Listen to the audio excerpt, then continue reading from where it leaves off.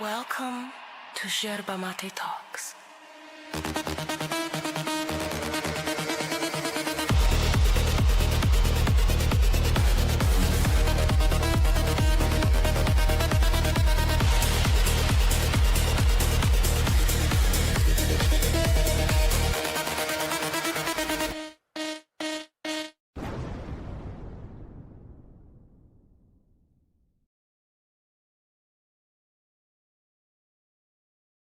Welcome! We did it! We freaking did it! I am Max. This is Kat. And today we have a gem. Such a gem that I have to thank Roger that for making me aware of the existence of this, because I wasn't aware at all that this existed.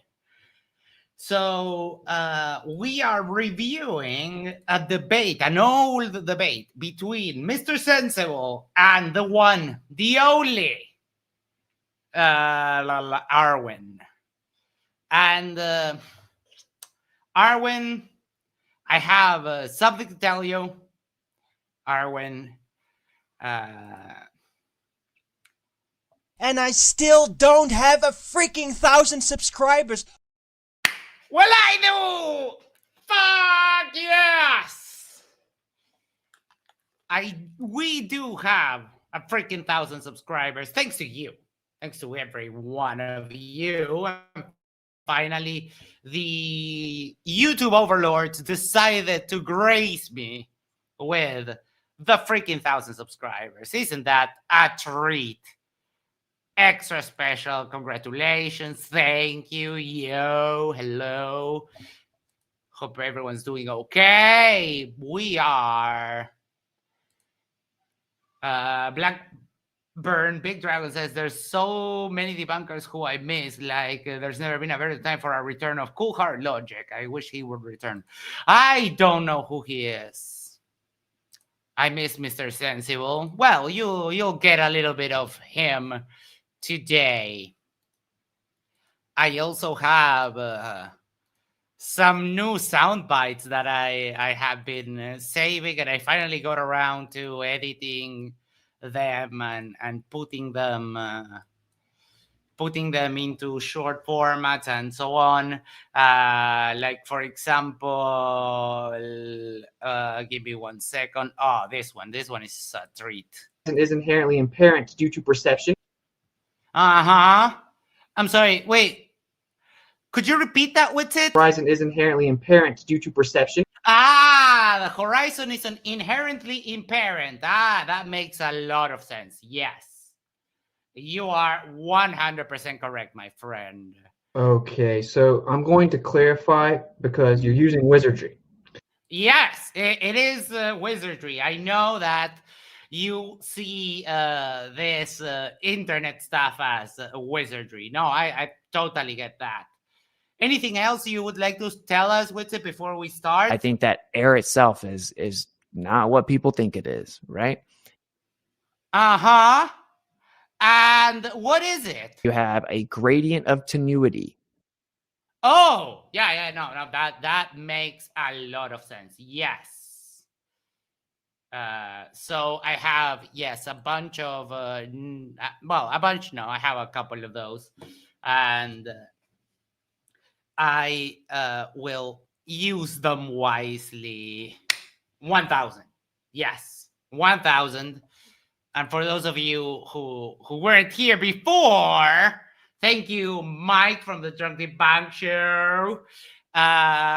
Congratulations. Thank you. The third time's a charm. The first time is the third time is the charm. We finally got it. We got a full monetization. And to celebrate, we're doing this stream that I do have to thank especially to Roger that for getting me this link. And speaking of links, I will get you that link over and pin it to the top of the site. So if anyone wants to come hang out, you are welcome to do so. And before we do that, make sure to do the social thing is like, share, subscribe, send this to a friend, send this to your significant other, go to the corner, yes, the corner of your street, and yell, subscribe to Yerba Mate Talks. And that way we can get to 2,000, which is our next milestone. Let's freaking go.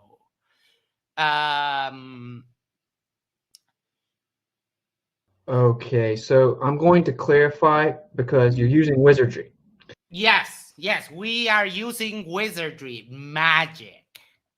Isn't that fun? Alrighty. Okay, let me get ready to set the stream up. I did trim my beard. Well, actually, I shake my head and it fell off, but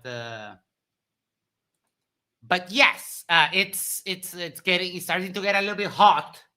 So I was my neck was sweating from my Muslim beard. So for a couple of months until March, April, when it starts getting cold, I'll keep it like this because I mean it's way too hot now. Mostly because Earth is a globe, and now it's summer in the south. You know how that goes. All right, let me. I have that set up. Arnold says, my neighbors at the corner of the streets keep asking me, what the fuck is a Yerba Mate Talk? Plastic Citizen for $2. Wizardry, that's it. Yes. Witsit did say that in a debate with MC Toon. He actually said to MC Toon that he was using wizardry. No joke. And I'm pretty sure, I don't remember if it was here or on the other one that happened, but we were doing a review of an old debate, and I got that soundbite on that stream. I think it was on the previous one because I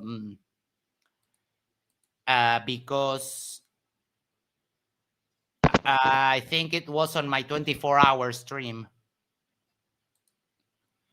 Welcome, Specs. Hello.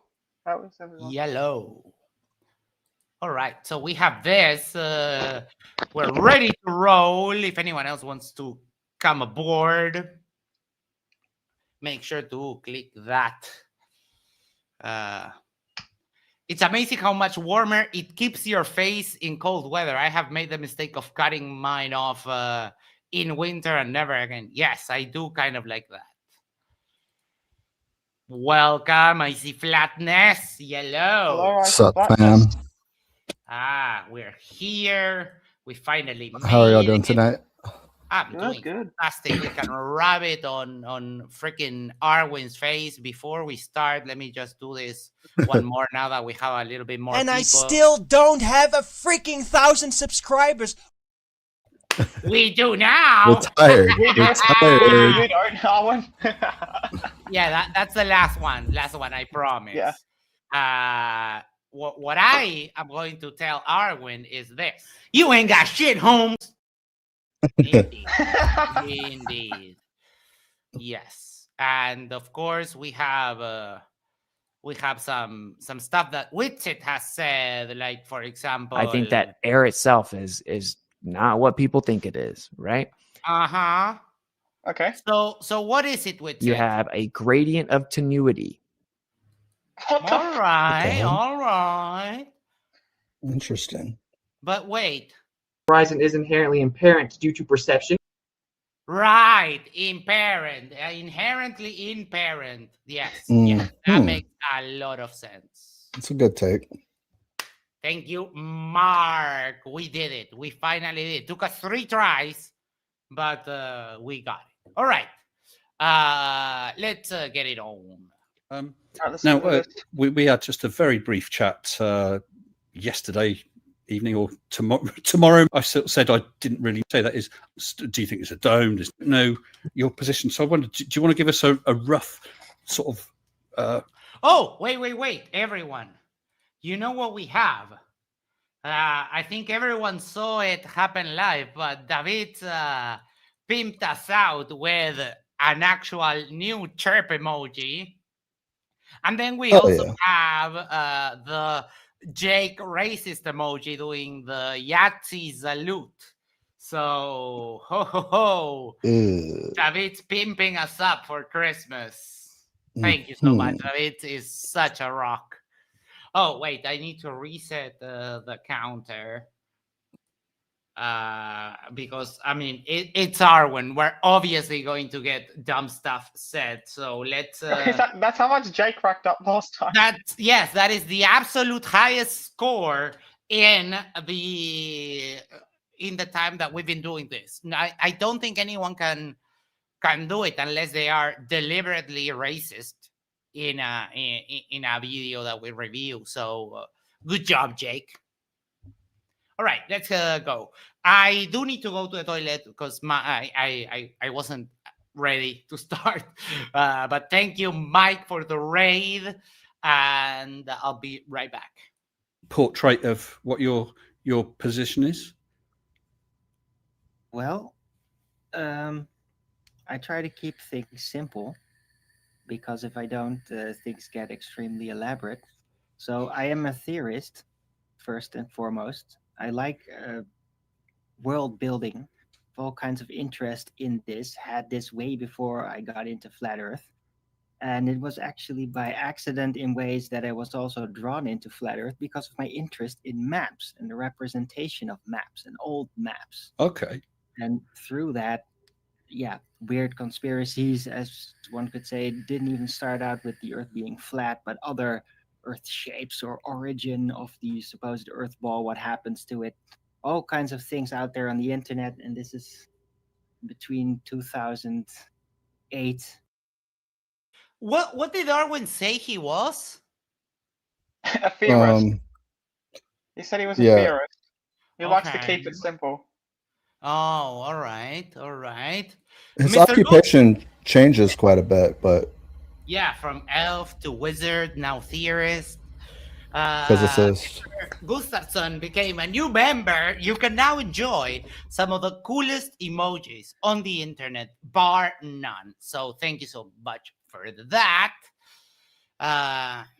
All right, so we have I'm a theorist, so that'll give him a little ding. 2012. So around 10 years you've been a flat earther, something of that order? No. Oh. No, I didn't even think about the Earth being flat too much. So how long, just roughly, have you been a flat earther, do you think?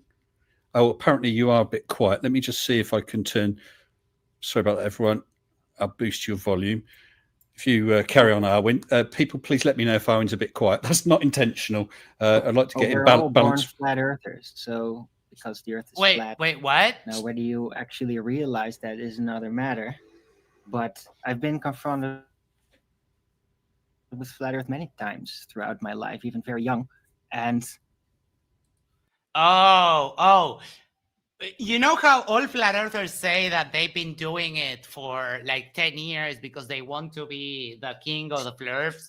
Arwyn takes that to a whole new level. He was a flat earther when he was a kid. Oh boy. Well, yeah, he's not the only one that does it. Iron Horse says the same thing as well, that he's been a flat earther his whole life, but only conscious of it for 10 years.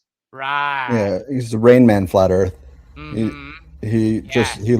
He's walked into many classrooms and just looked at the equation on the board and just said, "Nope, that's wrong. Sorry about that." Boston Concerts became a member. Thank you so much. You can now also enjoy some of the coolest emojis on the freaking internet anywhere. So thank you. And Mr. Gustafsson for 200 sex. That's a lot of sex. Keep up the great work, Max. Thank you. It means a lot. The weird thing is that I was always just a lot more enthusiastic for the idea of outer space and other planets, and the CGI that was back in my day not that plenty. So I was like almost looking forward, being into computers, to like, oh my god, that means there's going to be so much better.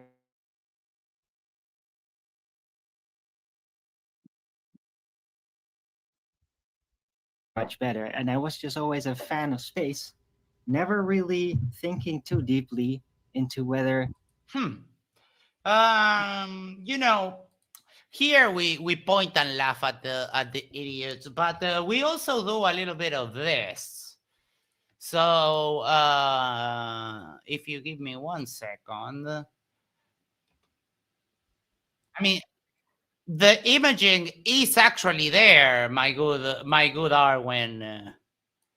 Like, look at that, and this video is also available in 4K. If you have, I don't have a 4K monitor, so it would be pointless for me to use that. But are you showing us? Maybe it's just me not seeing. No, give me 1 second. There. Sorry. Oh, look at that! Oh, Wow. look at that gorgeous roundness. Mm-hmm. Look at that beautiful Earth bubble butt. That is just. It's perspective, bro. I already debunked this hours ago. Perspective. Big booty Latinas would envy that sexy ass curve. Whew.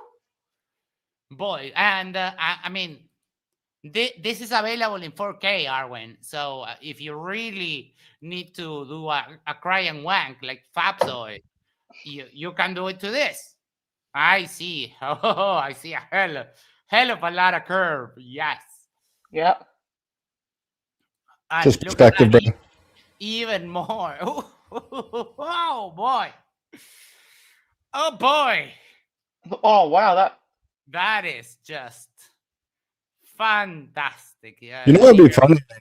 It would be really funny to show actually Mr. Sensible's.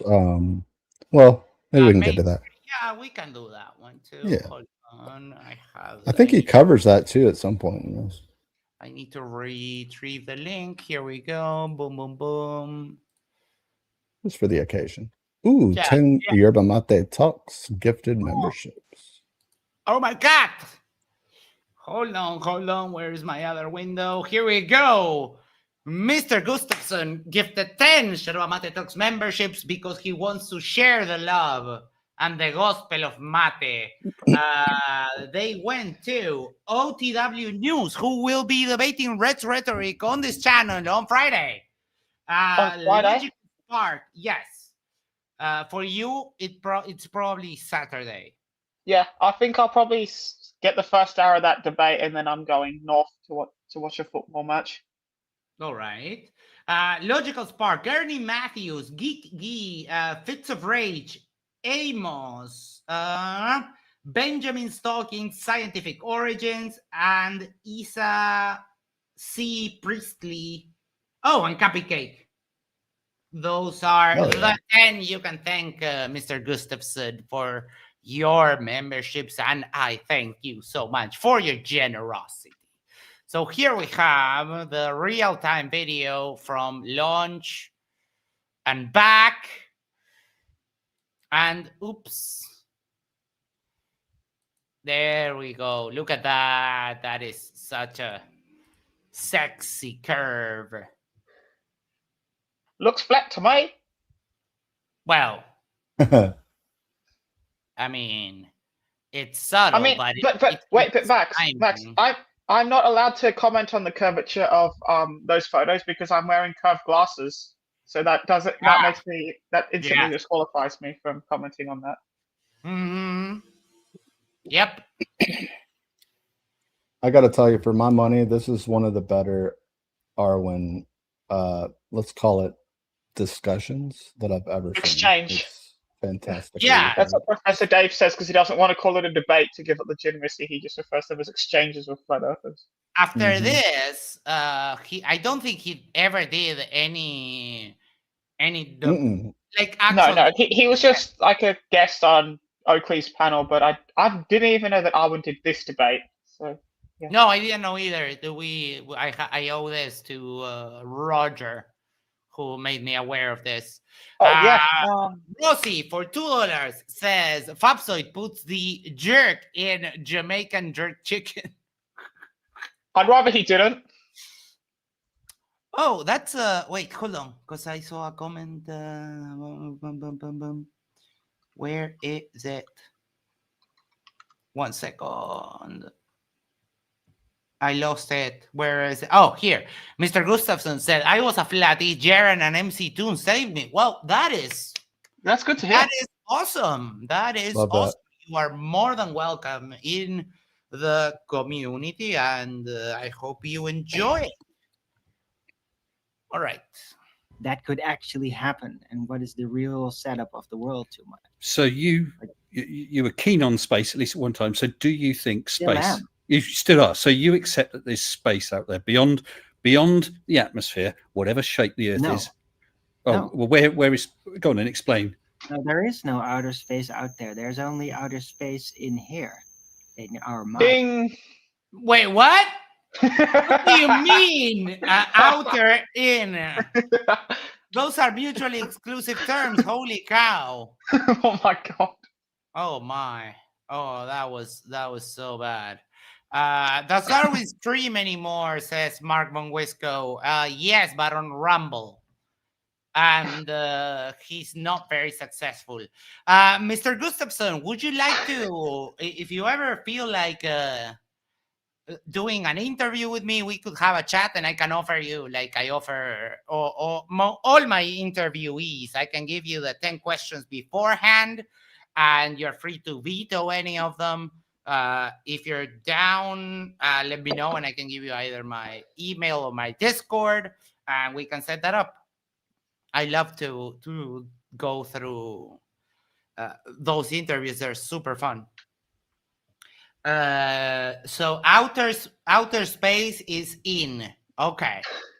And you might have to run that by me again, Arwijn, and explain that. That's the first time I've heard that. What do you mean by that?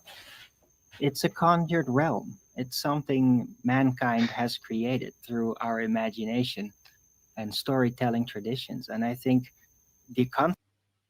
Wait, what?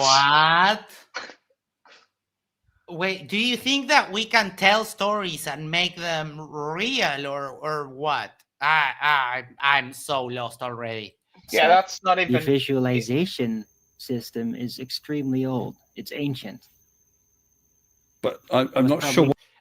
There is a high-pitched noise in the background. It's from Arwijn. It's from, I have no idea, but it's already driving me crazy. No, it's on the video.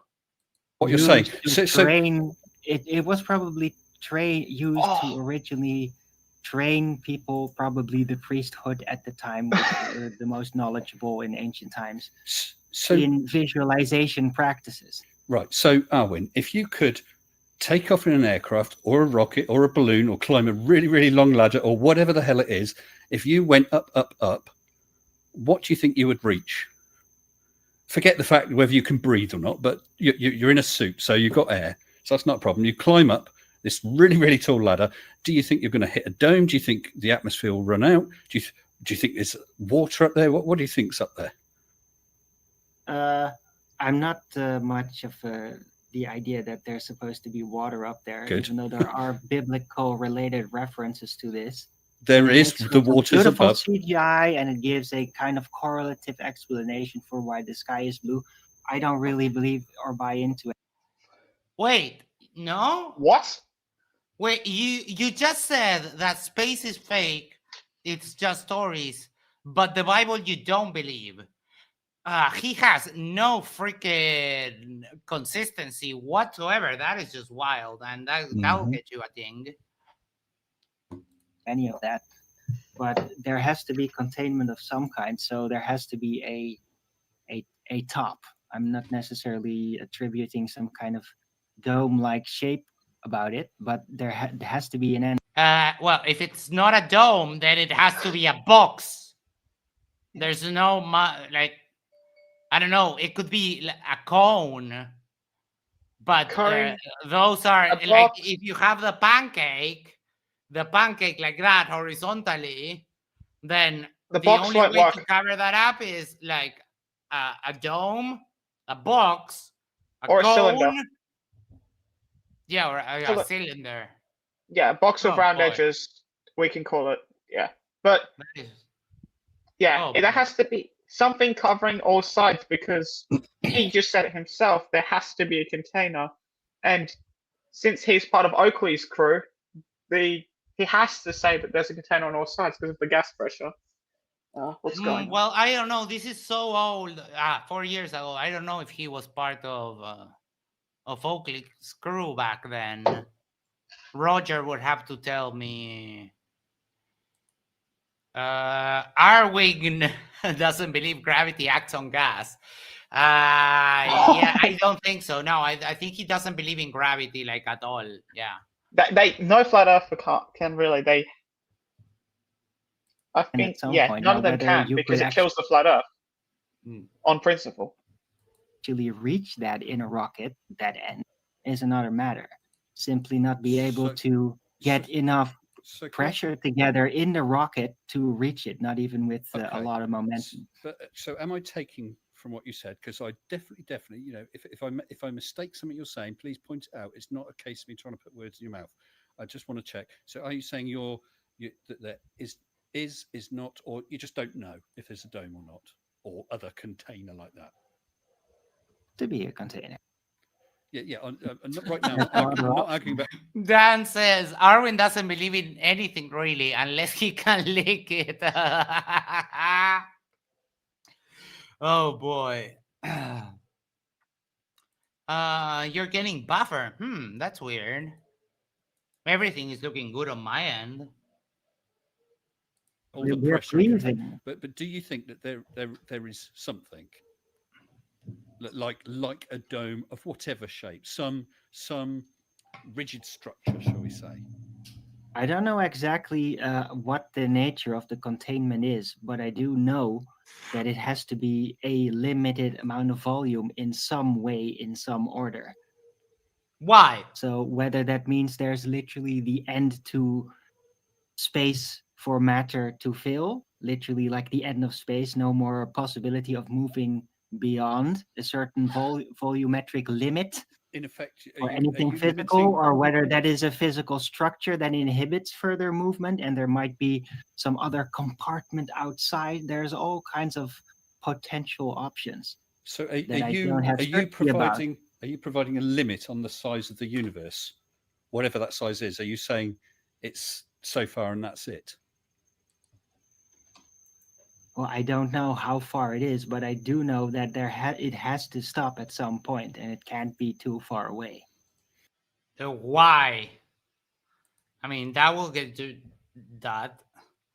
Arnold says for $2, Arwijn put the jerking peener for Jeebus.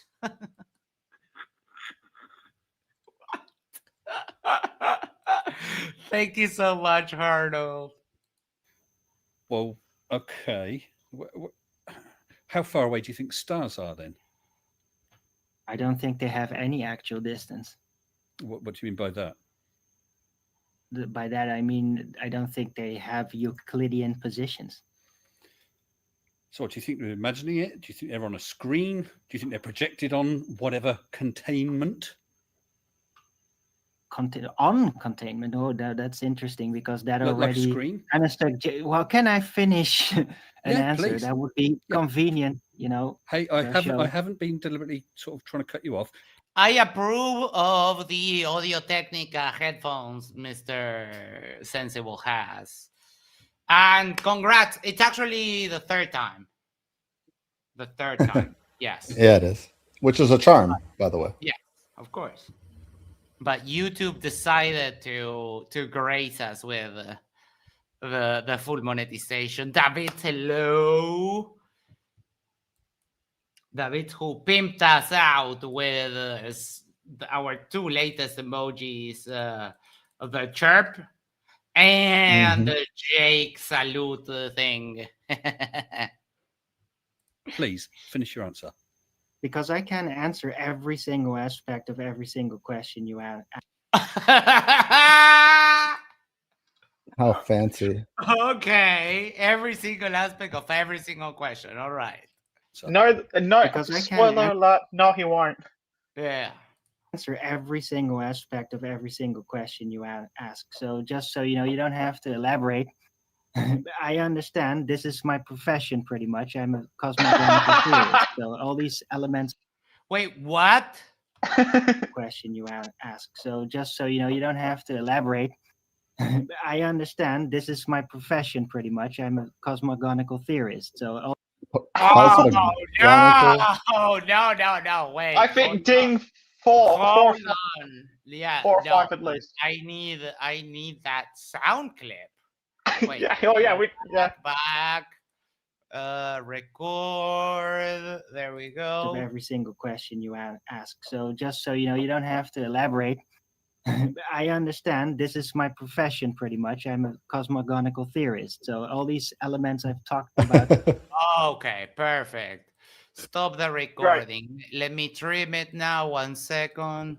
Did I laugh too early? Yeah, I'll put myself on mute so I can laugh. All right. Yeah. So how was it that I fucking there? That. Hold 1 second. And that my profession are with JN. Download that. That's done. And now I can do this and that. Where the fuck is it in downloads? There we go. What a treat! What a treat! Max, I understand. This is my profession, pretty much. Monkeys. I'm a cosmogonical theorist. So all these elements I've talked about. Yeah. What? Can you get Monkey? He's in the chat. Can you get Monkey Cat I got the it. link? Thanks, Wait, Happy. it's not pinned? Oh, fuck. It's not pinned. You can pin on. All right, hold on 1 second. There we go. And now let's... I thought I had pinned it. That's... All right. Hello. Hello. I like the meme in the background. Hello. What's up, dude? How you Hello. doing? Computer crashed and I lost everything. I couldn't find the link to join back in, so it's like trying to figure stuff out. Thank you. Element says cosmogony, also spelled as cosmogony or cosmogenesis, in any model concerning the origin of the cosmos or the universe. Okay, right. So... What are we meant to say actually is cosmologist, but we all know he's nothing. Yeah, he's none of those. Mm-mm. What's it? What do you actually think about it? Okay, so I'm going to clarify because you're using wizardry. Wizardry. Okay. What is my opinion about what Arwijn just said? Dum dum dum dum. Yes. To no end, right? So what I think the luminaries are, well, there is a reference through the Bible like that, but they are a very No, but you just said you didn't believe on the Bible. That gets you two things. One for saying something stupid and another one for contradicting yourself earlier. Mysterious phenomenon, because light-based optical phenomena. So phenomenon, like each one is a phenomenon in its own. What, the stars? They're not originating lights from Euclidean positions, like light that we could fabricate here on Earth. So they are kind of unique types of light in their own respect, and that includes the sun, by the way, and the moon. Wait, what? I don't know. You're telling me the sun doesn't have a proper position? You're telling me that I can't, let's say, me and Monkey Cat Pat, we're chilling, we're smoking a doobie, one next to the other, and we can't go both, like, where's the sun? It's there. What? I mean, I've done that. I've been sitting there with a buddy high enough to be like, hey, yo, dude, where's the sun, man? And we both point. Oh, dude, it's right there. Yeah, it's there. Oh, dude. Stop that hard. No, man.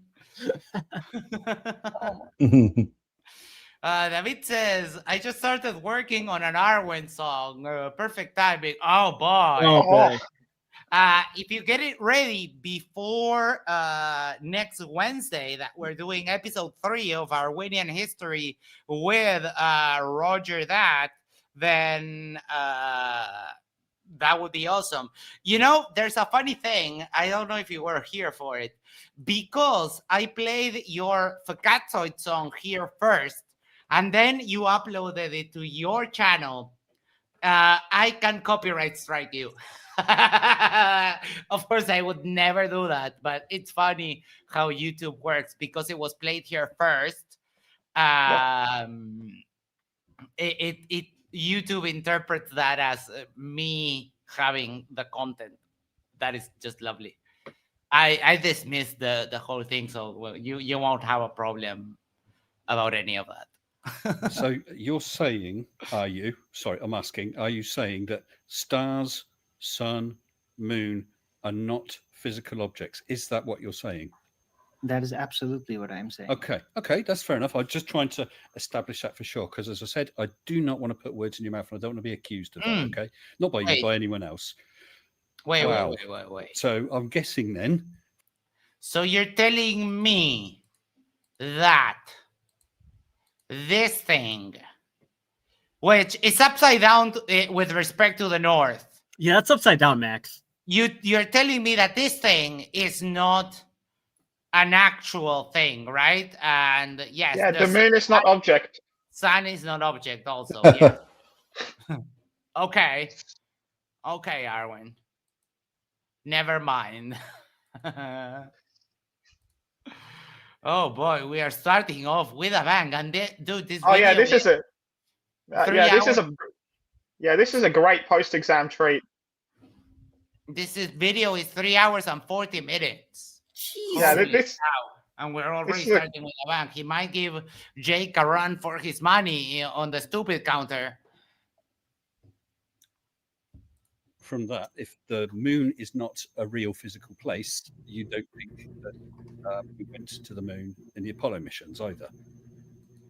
Well, duh. No, that would be absurd. Well, it would be absurd if it didn't exist. Of course, Well, even if it did exist, then even the setup would be quite absurd. Why? Because a lot of things happened during this supposed moon landing that are technically impossible.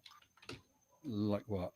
Exactly, like what? Like having footage of a launching pod with no manner to retrieve the video footage because there was not available technology at the time. There was no digital tape. Right. Sorry, are you talking about?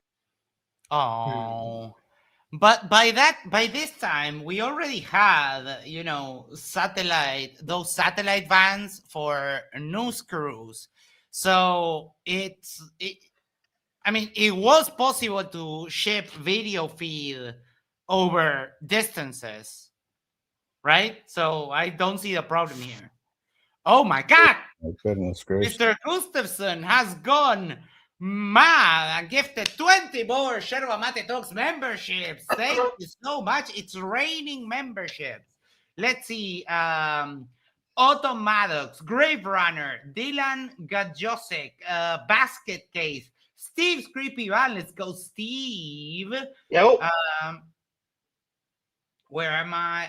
Here. Philip Havel, Gornan Anderson, Merv63, Seafarer ADE, Christian Hodge, Nero the Strange, Sir Fartsmore, Ivan Petrov, the Nobel Prize, J-Cat, Jessica the Transmetal Alchemist, Sarcasm Level 1000, Electronic Boy Scout, Isa got a gifted membership, and Oliver Brzezinski. I'm sorry if I butchered that. I can't pronounce that many consonants on a row.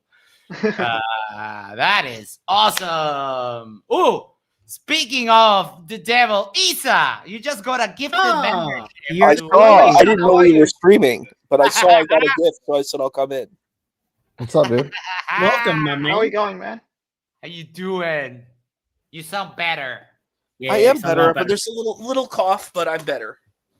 Awesome. That is so considerably. And now now that you're a member to your own channel, you can use the coolest emojis on the internet. Isn't that great? Oh, that's amazing.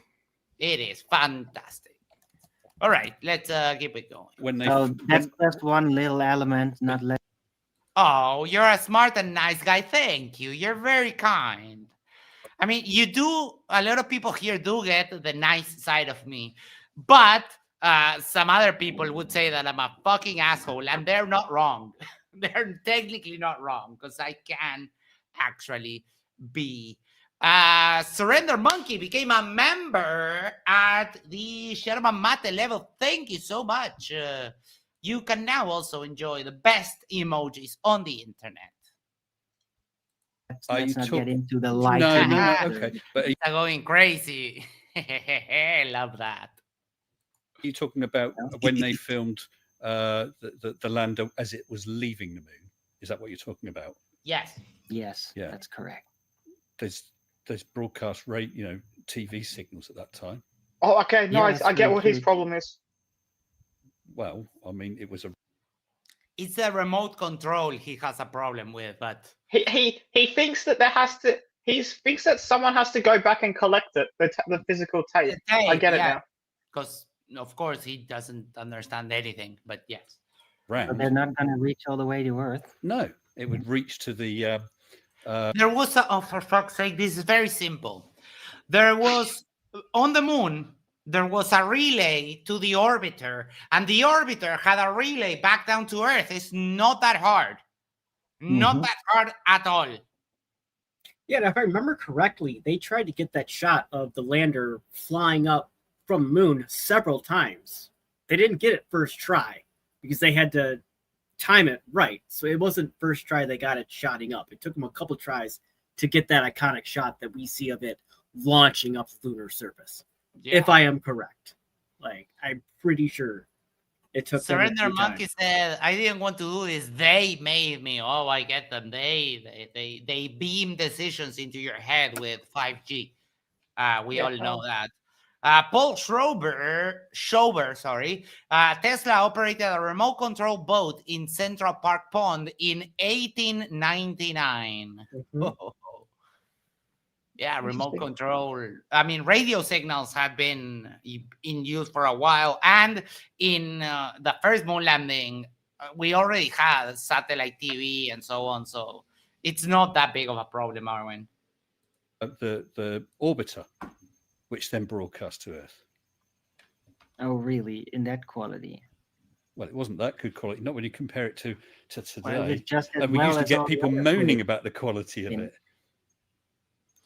Well, the first ones, you can see a vast difference between the quality on video and the quality of footage from the first moon landing to the last moon landing, because the technology kept improving and they sent better and better equipment every time.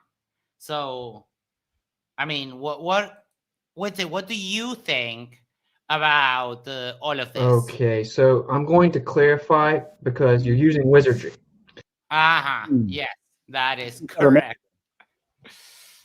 Max, what's Witsit going to be taking away from us? I don't have that one. Oh, you don't? Oh, no, not there. Foxworth Kerman says Apollo 15, the timing was off. 16, the rover wasn't parked correctly. They finally got it on the final try with 17, says for Monkey Cat Pat Pat. Count how many times Arwijn says that's cute. He hasn't said that yet, but if it becomes a thing, we can add another counter. That had to be Roger that said that. I don't know about any footage transceiving in that manner. I don't know. It just didn't make any sense to me. Personal incredulity is not an argument, asshole. Okay, all right. That's just one element. It's just one of the more outstanding elements about it. All right. Well, I mean, something like the moonshot. I mean, it has been argued over left, right, and well, all this stuff's been argued over left, right, and centre. But it's harder for you or me or anyone in the chat to produce any hard evidence for. What about something more close to home? Can I ask Do you believe if there's an atmospheric pressure gradient from 14.7 pound per square inch at ground level going upwards? Yes, you do. Yes, but yeah, any container of gas can be has gradients to some extent. Nope, you're completely wrong. The gradient happens because of gravity. If you didn't have gravity, then the pressure will equalize throughout the whole container. There's no reason why it shouldn't. I mean, if you look at the ideal gas laws, then that's what would happen in a container of gas. The pressure will be out the whole thing. But because you have, let's say, a cylindrical container, gravity is pulling the gas inside the container, so there will be more below than upward. And that's the only way that it can work. And if you say that gas requires a container, the question always becomes, where is the container between the bottom of Mount Everest at 1 atmosphere of pressure and the top of Mount Everest at 0.3 atmospheres of pressure? Arwijn? Yeah, I mean, they don't have an answer for that, you know. They've never answered that question to a satisfactory level. I think only one flat earth has even attempted an answer. Yeah, they just going to answer it with another question. Well, how do you know that? That's all it is. What is that question? Or just list. What is Punta del Este like? It's the most fashion. It's like the Monaco of South America. You have Ferraris, you have McLarens, you have people like I don't know, Hugh Jackman coming to vacation in Punta del Este, and Jose Ignacio. Yeah, that's the best way to describe it. The Monaco of South America. It's expensive as hell, though. Of course, just like Monaco. Its natural state of gas pressure having found the equilibrium in the available volume, then a gradient sets in as a secondary effect. This is only natural. Why? Like even in a dynamic system, which the Earth realm is, with the sun constantly or the daylight being absorbed at ground level, creating heat and thus pressure, and all these things. Wait, what? What?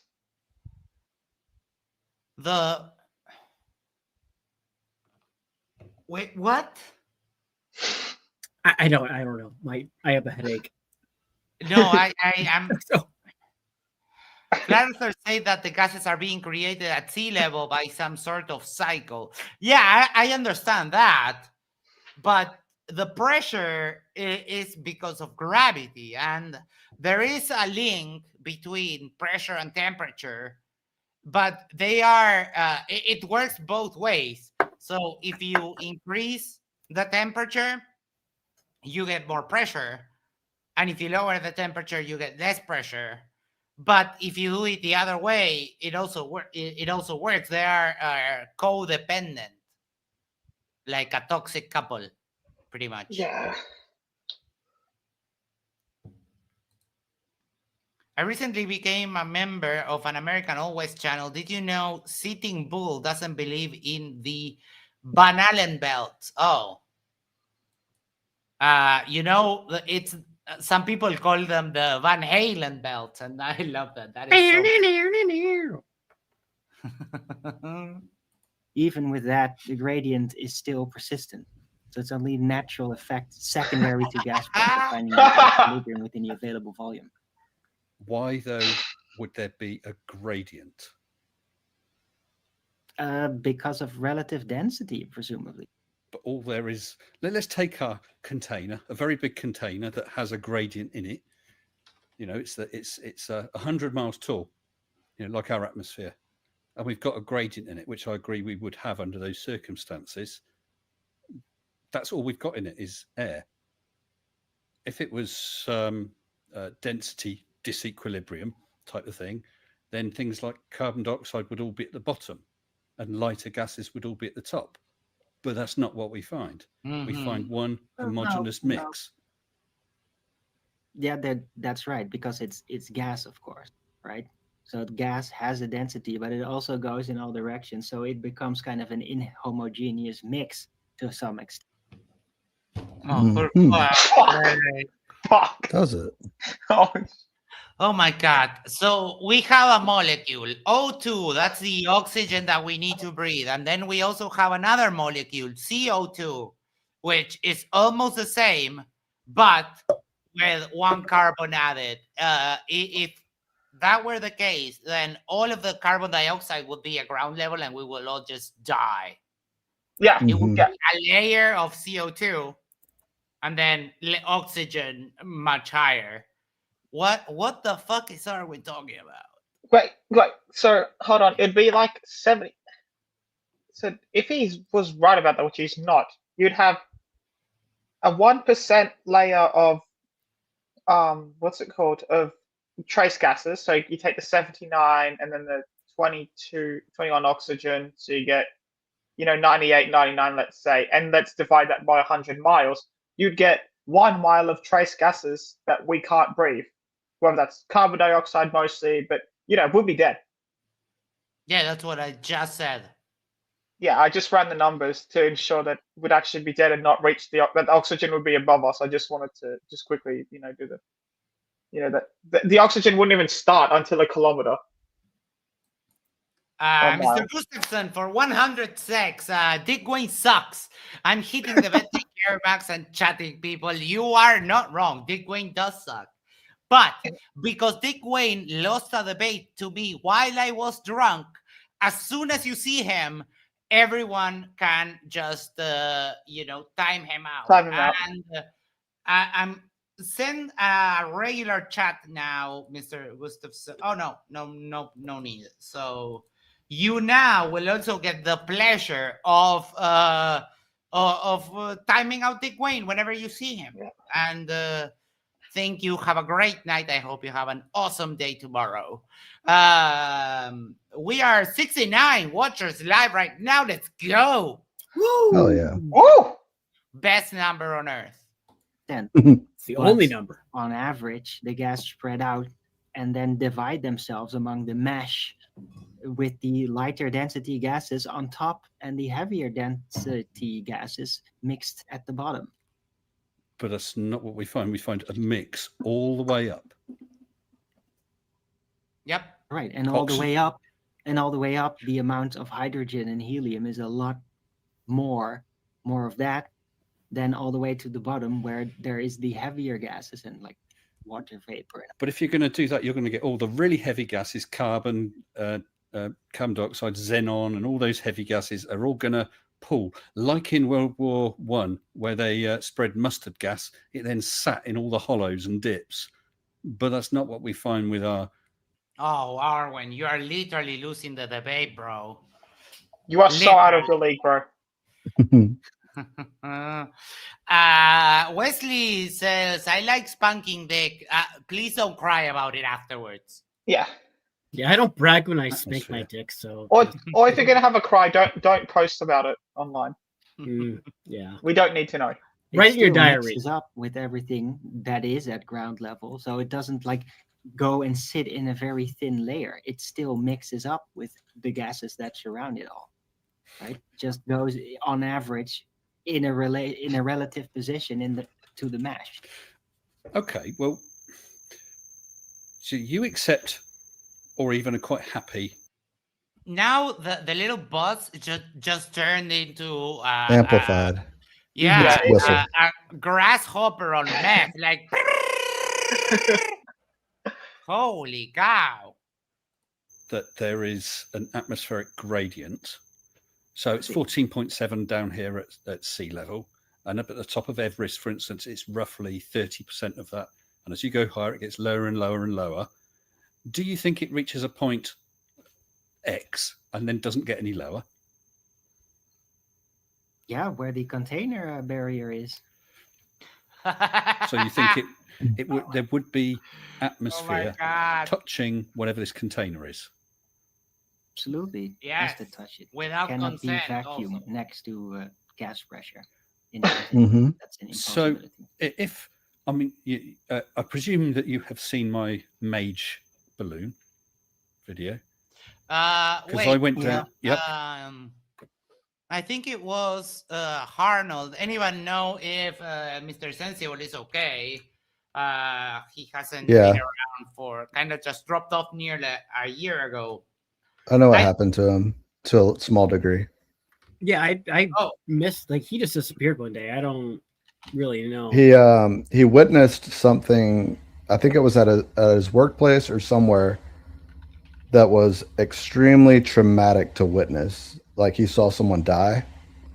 And I don't know the details. He disclosed very little on a live stream, but it shook him up so bad that he was a mess, and he didn't know if he was going to come back or when. So that's all right. Yeah, that's basically.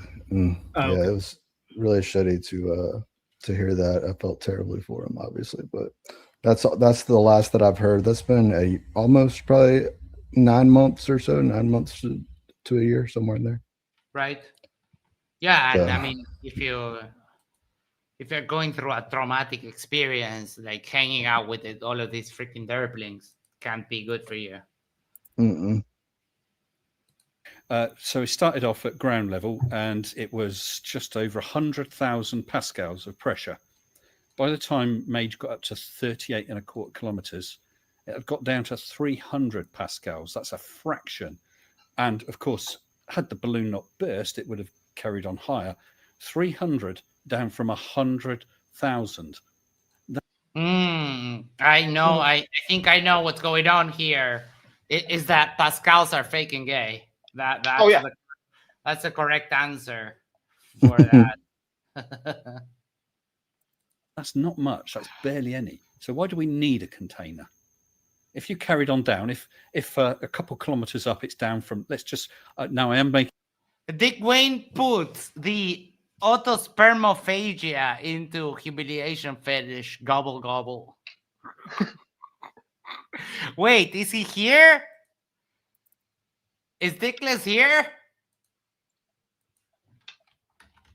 No, he's not. What a shame. Figures up. Let's say you would go up a couple more kilometers and it drops to 150. A couple more kilometers, it drops down to 80. You keep going, and that pressure's going down, down, down.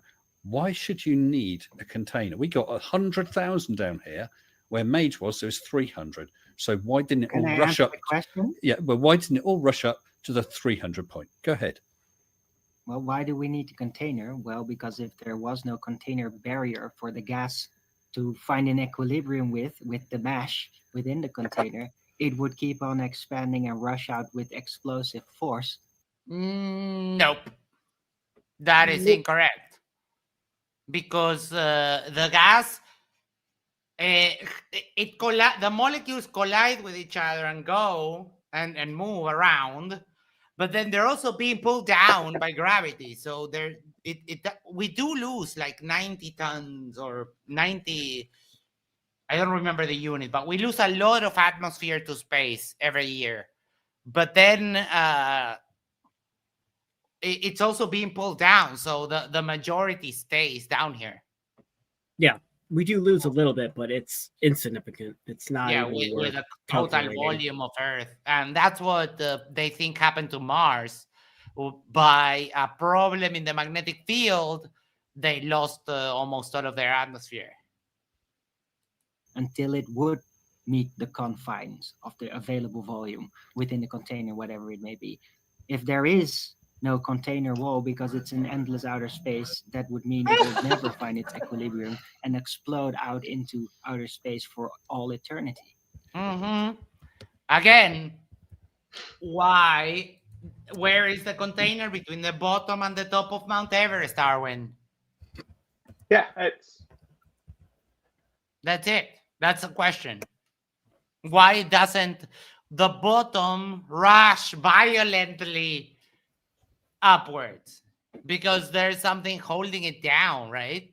It's almost like you're tied to a wall by a rope and you try to run and you stay in the same place because there's something holding you.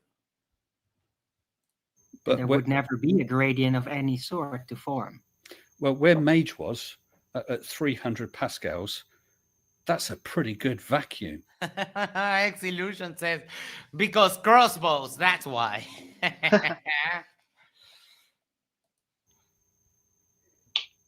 No, it's not a vacuum. It's yes, just it is. lower pressure. No, It that's is. just lower pressure. That's what a vacuum is, and that gets you. Thank you. A vacuum is an area of lower pressure next to an area of high pressure. That's a vacuum, and then of course a perfect vacuum is an area of nothing. But a vacuum, as MC Toon explains, is a area of high pressure. An area of low pressure. You're appealing to MC Toon. No. That's appealing to authority. Yes. You can't do that. Oh, is that? Oh, that's a fallacy, isn't it, bro? Yeah. Yeah, all right. There's not a vacuum. There's still gas in space. 10 to the negative 17 torr. There is still gas there. What is a vacuum? Vacuum is the absence of gas pressure. And wrong. Is space in the model? Is space a vacuum? Yes, absolutely it is. But there is gas there. It's actually an impossible. Cygnus says they think 10 to the negative 17 torr is powerful. So much different than 10 to the negative 12 or whatever. I mean, the right thing would be to ask them if it's a positive or a negative number. That is where you see the dominoes fall. Yeah. Possible to achieve vacuum. No, it isn't, because we can create it here on Earth. Never been demonstrated. We've got very close to it. On Earth, we got down to about 10 to the negative 14, if memory serves. We an ultra hard. That's called an ultra hard vacuum. We have got down to that. That's very, very specialist. Yeah. Space is a harder vacuum. It's not a perfect vacuum. Where Mage was, I forget if it counts as a medium or a low vacuum, but it does count as a vacuum. You go up to. I'm afraid it does. For what purpose does it count as a vacuum? I'm sorry, say again. You want to think it is a vacuum? Because it's not, though. There's still air pressure, and it's right now. Yeah, but it's minuscule. Yeah, it's... And sorry, he said we can't create a vacuum on Earth. I remember I did physics at uni as an elective about a year ago. Well, the guy literally had a vacuum tube in the lecture hall, and that and the feather dropped because there was no air. There was no air resistance, so the feather dropped. Vacuum tubes were a thing for a long. They're still a thing. We use them for a bunch of stuff. Diver Dan, Navy vet. I had explosive gas and then some a week ago from too many bratwurst, beans, and sauerkraut. Even gravity couldn't save me. Next to lower levels of gas pressure below it. There is pressure in space, though, Arwijn. Does that have to do with anything? Well, you're just saying that where Mage was at 300, it was not a vacuum because there is pressure there. I'm saying in space, there is pressure there. It's very, very, very low pressure. It's 10 to the negative 17 approximately torr of pressure, but there is pressure. The only time you've got no pressure, would be in the theoretical perfect vacuum at 0 torr. You're just nitpicking now. No. Oh. I understand. Nitpicking this is my ass. Profession, pretty much. I'm a cosmogonical theorist, so all these elements I've talked about. Right. Wait, did we find out if that was actually a word? Yeah, yes, it is. He's using it incorrectly. Cosmogony. Oh, okay. Yeah. Cosmogony refers to the start of studying the start of the universe. So he's using the word wrong.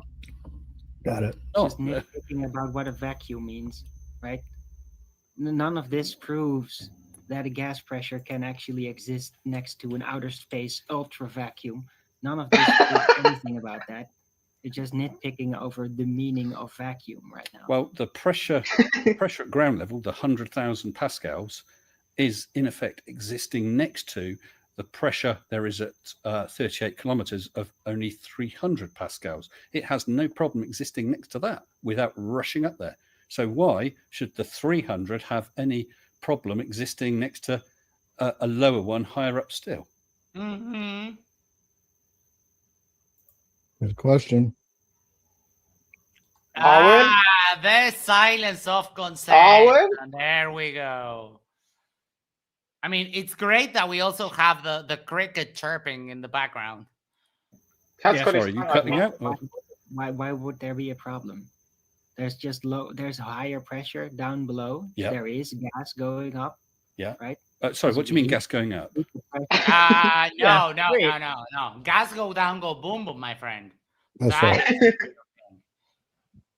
Expansion, right? So there is, because it is a dynamic system after all. Okay, there's a lot happening constantly within the realm, right? Heat cycles, day and night, water cycle. Actually, there's very little.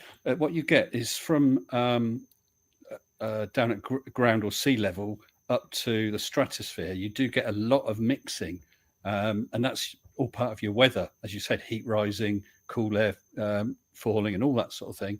You go above that, there's actually into the stratosphere. There's actually very little mixing of the gases. But okay, at sea level you've got the 14.7, and at the top of Everest you've got about 30% of that. Why doesn't all the gas pressure, the atmospheric pressure at sea level, rush up to the top? Called it. Called it. Mm-hmm. Whoosh, nothing but net. The mountains and equalize. Why does it stay down? I don't know for sure. My presumption. Wait, what was it that you said at the start? I Can you get the clip? Max, we need that clip. Oh, you like those? Yes, I love that. Max, We used this for a video I made. No, the other one you gave it at the start. Nice. The one you made at the start regarding how much stuff he knows. What? He said that you could ask him any question and he'll be able to answer it. Oh, I don't have and that. now he says he doesn't though. No, I don't have that. Oh, did you already lose it? This is only the start of. I never made it. Oh, this is just so good. It's such a good. It goes and it goes and it goes, and the embarrassment just builds and it builds. Never saw you, and if you know Arwijn, you know every man's got his limit, and Arwijn's limit is fascinating. I'm just, you know what? I am just happy that Arwijn is in my life. It's a good and point. Getting Lindsay. to see this is great. It's great, yeah. Lindsay Bo says, you just need a crossbow. Yes. Stand by. Yeah, you just need a crossbow, baby. Relative density, or you would call it gravity. No, still use that in the model. I don't. I think their relative density probably has a role to play. After all, a helium balloon will. Then, for fuck's sake. Density is a property that is inherent to a material. It has no vector. It has no influence on the outside. So I have a clay, a ceramic cup mug here, right? Mm-hmm. The density is how much ceramic is per unit of volume of this. But it just considers the volume of the object. No, it has nothing to do with the outside, and it could never give you a vector. And oh my God, Grounded Extra said cosmogynecology.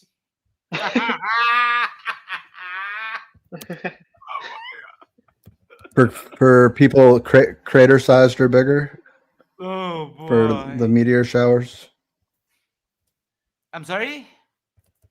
I said for crater sized well, we won't go there. But like Cosmo, isn't that referring to like very big things? Yes, that is that's where Holy goes. There we go. Now you're with me. Crater. Yeah, got it. Sorry. Took me a second there.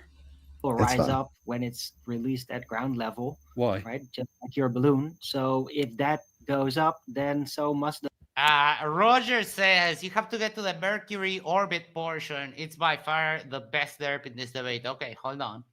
Do you have Do you have a timestamp, or let me see, Mr. Sensible? Does it have a transcript? It does. Control F. Mercury. Oh, okay. 1 hour 20. No, this is Mercury. Hold on. I typed what? I typed wrong. Mercury. There we go. 40 matches. Oh my god. Oh my god. Test subject for Mercury spacesuit. No. Mercury. Type in like Mercury transit, maybe. 1 hour 24 minutes 26. The orbit of Mercury. Here, yes. Okay, 1 hour 24.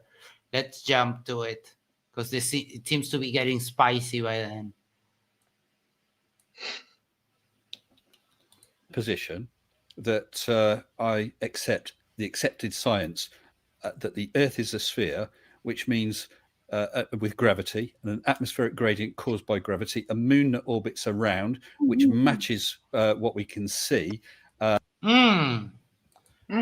You know what? You went a little bit hard on that, but let me. I have something for you, Mr. Sensible. You think you're so cool? You think you're so cool, giving all that evidence and stuff? Where the fuck is my? Here. 1 second. 1 second. I need to label this. Here.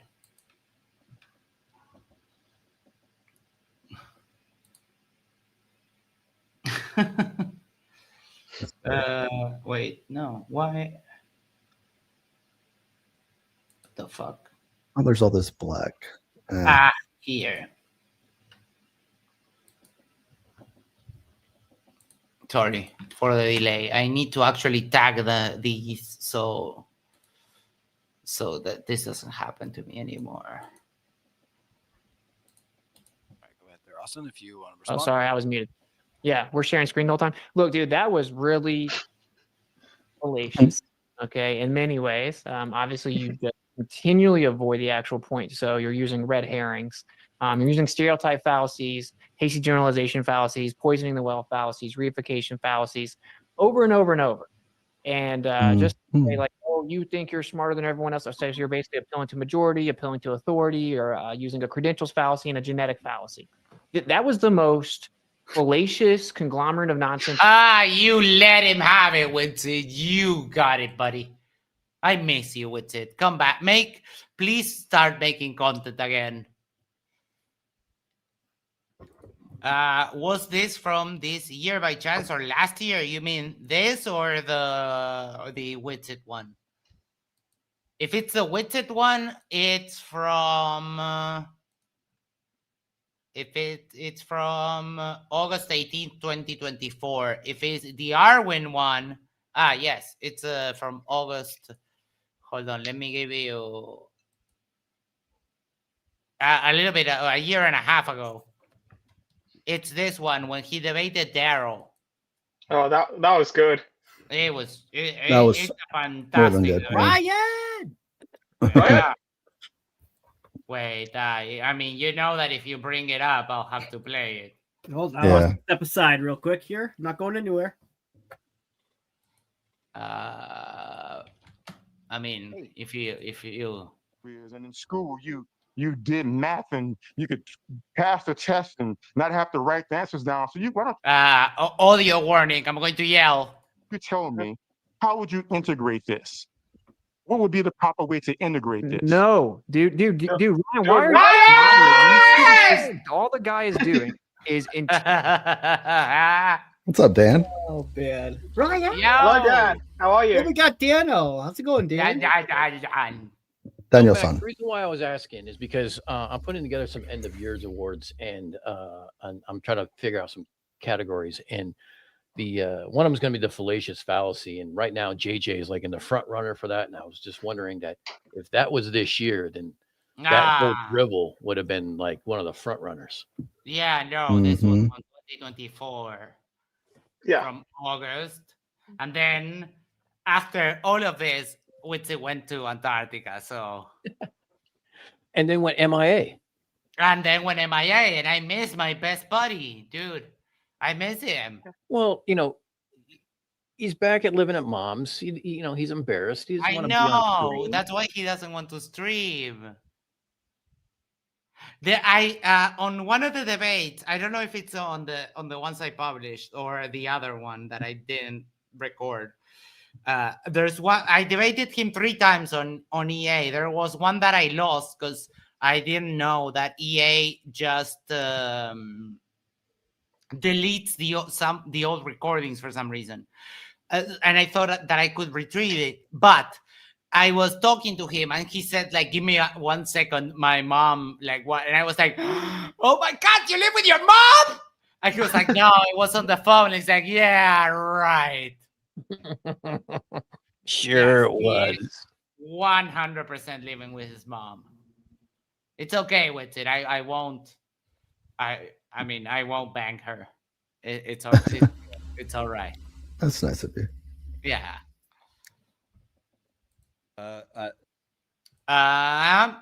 144 around here, he starts ass kissing Oakley and sets it good from here on out. We're like 20 minutes away, so let me do this. I'll bump it into like 125 and we'll keep it going because I think it's getting good like from here too. A sun that's 93 Except Mercury. Sorry, a sun that's 93 million miles away, so you can so you can predict eclipses of both the sun and eclipses of the moon, galaxies and stars. And the beauty is it all ties up. And the thing with gravity and the way it was calculated, they used that to predict where Neptune would be. They looked there and they found it. Yeah, it's really cute. It doesn't tie up. I just said the orbit of Mercury cannot even be explained through any gravity. There we got the first. It's really cute. So we'll keep a mental track of that. If it becomes a thing, we'll do another counter. I'm not set up for that one yet. All right. Theory that's out there. None of it.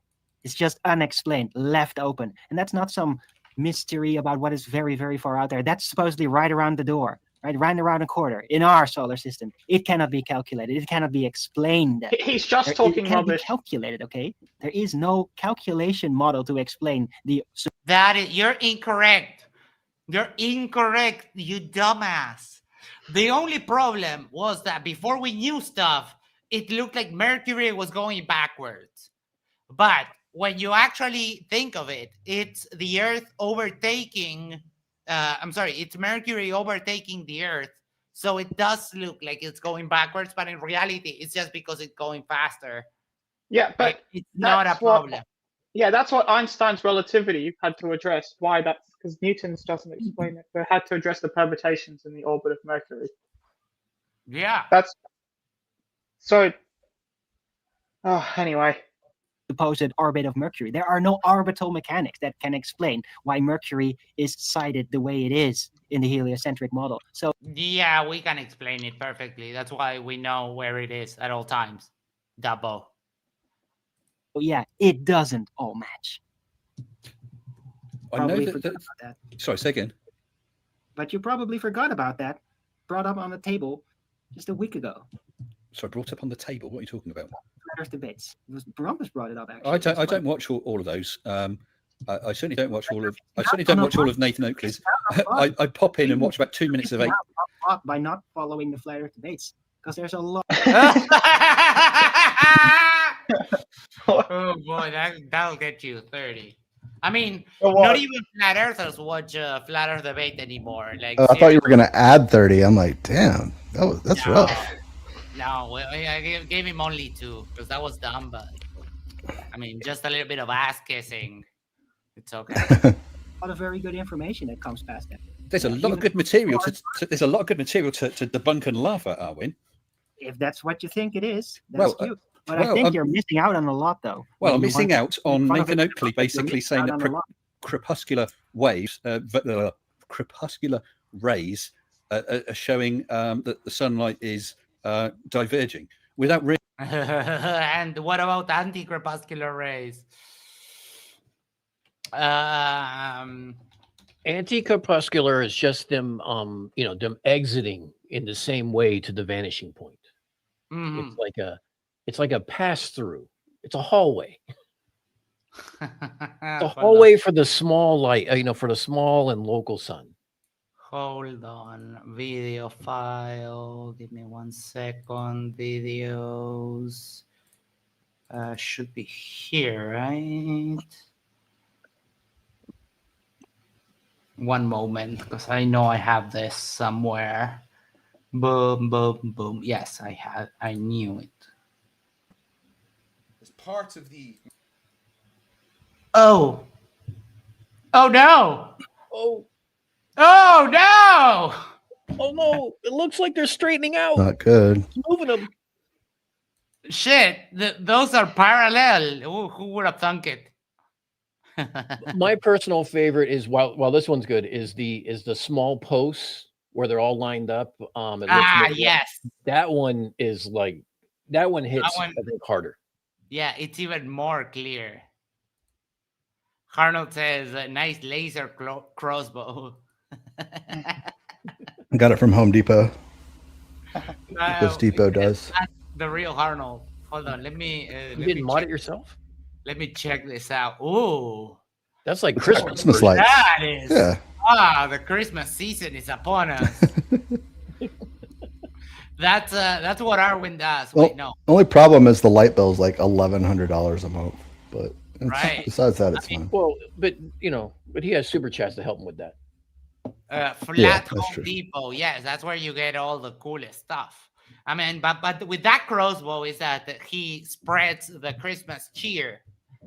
Yeah, it's very decorative and seasonal. It's from the upcoming Arwijn music video. Wait, are you collabing with David or are we getting 2 videos? That's cool. Either way, it's cool. I need to go to the toilet again. Mate makes me pee a lot. Seem to realize that, for instance, if you stood on a railway track with those parallel rails, they appear to diverge, but they don't in reality. They just appear. It's an optical effect. I'm quite happy to miss out on stupid like that, Arwijn. Yeah, but unfortunately, the shadows that actually come forth from these divergent rays show that it's not just a physical thing going away into the distance. It's actually a thing that casts shadows sideways, right? Sideways. Not you're seeing it from the back and it just is spaced out to the side, right? So actual divergence, not perspective. Yeah, but if you have, I've seen diagrams or whatever, but if you've got a load of metal rods that are all absolutely parallel, and then you point them all towards you, some will appear to be going above you, some below, some to the left, some to the right. That's perspective. That's what happens with parallel lines when they're headed towards you. That's right, but that's not what divergent sun rays do, because they also cast shadows that go sideward. And because it's on a sphere. If the sun is all parallel, then it would all come from a very specific angle. Every sun shadow would be in a very specific angle, and it's not, because the light is actually divergent. It's one of the big mysteries, because it's all holographic in the first place, right? It's not even a thing like a light bulb hanging. That's a good clip, by the way. You should check it out that Wes sent. I heard that, Arwijn. I heard it from the toilet that's not how that sun rays work, and I just had demonstrated that is indeed how they work. So you get 5. Wesley, okay, hold on, because I need to grab it from here. Copy link. It's Sav's birthday, so he would really like, for us to spread his birthday cheer. Wait, what is this? Science isn't about. Ooh, it's Sav yelling. I already know. Hold on. Back that thing up. Science isn't about predicting. Angry. Science is about actually finding out what. Why are you insulting and getting angry? Just don't do that. You don't need to. Science is not about predicting. It's all about. No, it is not. It's all about. No, it is not. Science. Saul, who got caught for every crime imaginable, wants to pretend that he knows what science is all about. Isn't that a treat? Sav is, in my opinion, my favorite flat earther to just yell at. Like Yeah, I pick him just to yell at. Like I could sit there, I'll talk to other flat earthers, but I will yell at him. Today, Mike told him that he wanted a chunk of gas, and I told him the dry ice thing, and he was like, "Well, but that's a different state of matter." Yeah, then he tried backing up. I mean, Did anybody? just grab gas. If you're asking for a chunk of gas, it will have to be solid. Yeah. Did anybody ever cover the stream where his daughter, I guess his stepdaughter, and the teacher that was like his daughter's like best friend? She was like a 4th grade science teacher, if I remember right, or math teacher. I think she was a science teacher. But it was an hour and a half of just absolute garbage. I'm sure Wesley knows what I'm talking about, but it was fucking stupid. And it would probably be something good to cover if no one's covered it. I don't know if anyone did cover that. I don't think anybody did. Well, generally, Sav he doesn't even talk about flat Earth anymore. He talks about everything else on his streams. It's hard to stomach. Yeah. But He just goes ham on just every other conspiracy out there. He doesn't care about flat Earth. But if we go back to science and Sav real quick, I mean, Sav's idea of a prediction is an 8-ball. I mean, either the one he smokes or the one he shakes up and tries to see what the answer is. That's I like the double meaning on that. Yeah. I was going to say, but never mind. Let's go on. Over the Earth that close by. It's not diverging because of that. It's But- diverging well- because it's an entirely holographic phenomenon. The It's sun- very light. Oh, for fuck's sake! Oh my How God. can you get a hologram to actually emit light? Like, that makes no freaking sense. Even the highest technology that we have for holograms, when they made Tupac give a concert, even though he's dead, the best hologram that we have still look fake as shit. That is just wild. And of course, hologram gets you a couple of things, let's say 3. In all its majesty from the sun. The sun is is not non-local The holographic. sun is not a point source of light. There's the top of the top, Yes. bottom, left, and right faces, and light from every one of those points goes in every direction. Which I heard Mr. Oakley singularly failing to let Rumpus explain the other day. That's what gets me. It's not whether he disagrees with Rumpus, not even if he swears at Rumpus, but the fact he didn't even let Rumpus. Third Ender of Reality also said, not to mention that holograms need to be projected onto something. Yes. Well, if you ask Dave Potato Wise, he thinks that you can just project by intersecting 2 lasers. You can just project the sun into the sky without anything. Well, Dave will say anything as long as he can make money out. He doesn't care. That's true. He doesn't care. Reality, we know how to create. Yeah.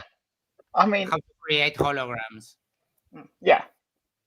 Let's not forget that Dave Weiss, in a desperate attempt to make money, said that a bowl of KFC chicken is a adequate model for the flat Earth.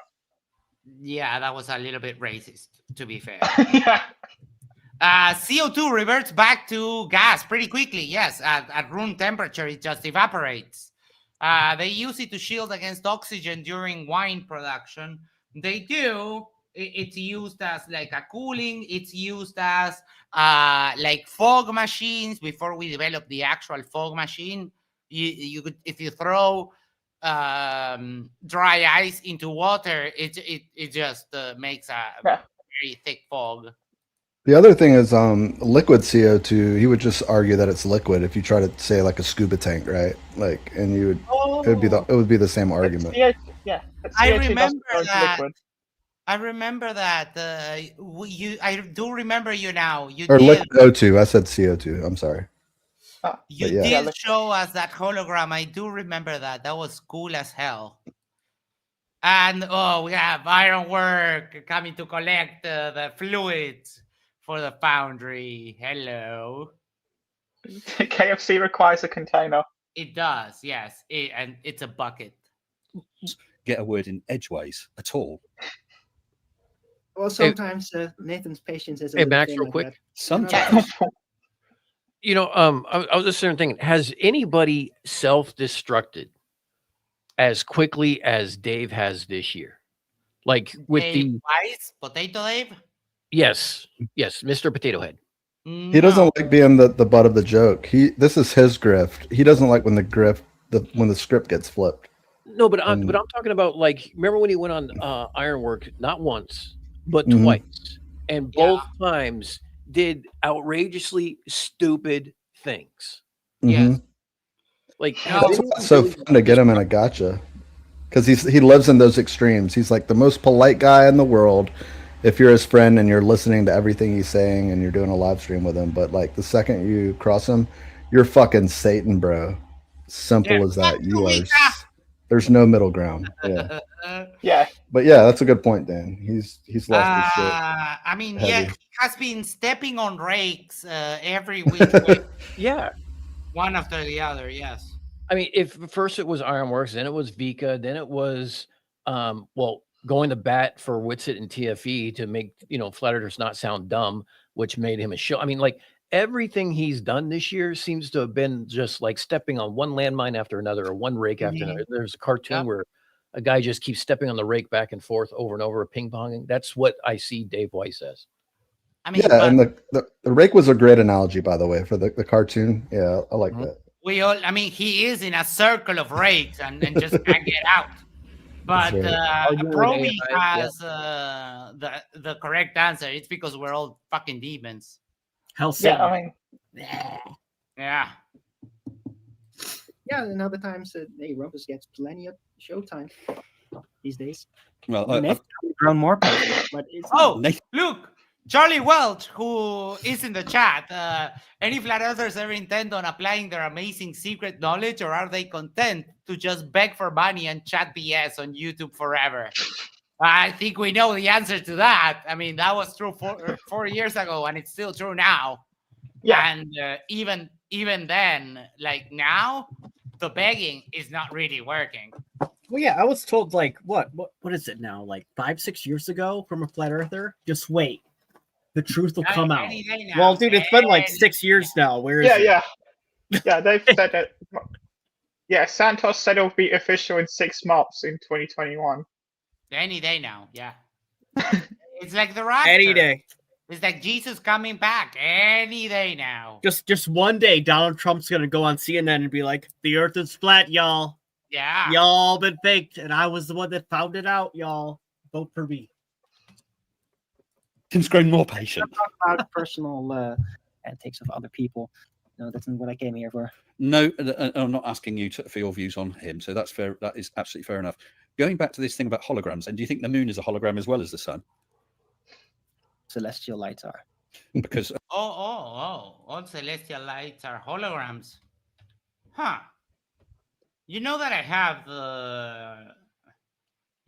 many friends, right? And one of them, those many friends, is this guy. Do you also have many leather-bound books? Me? Never mind, you didn't get it.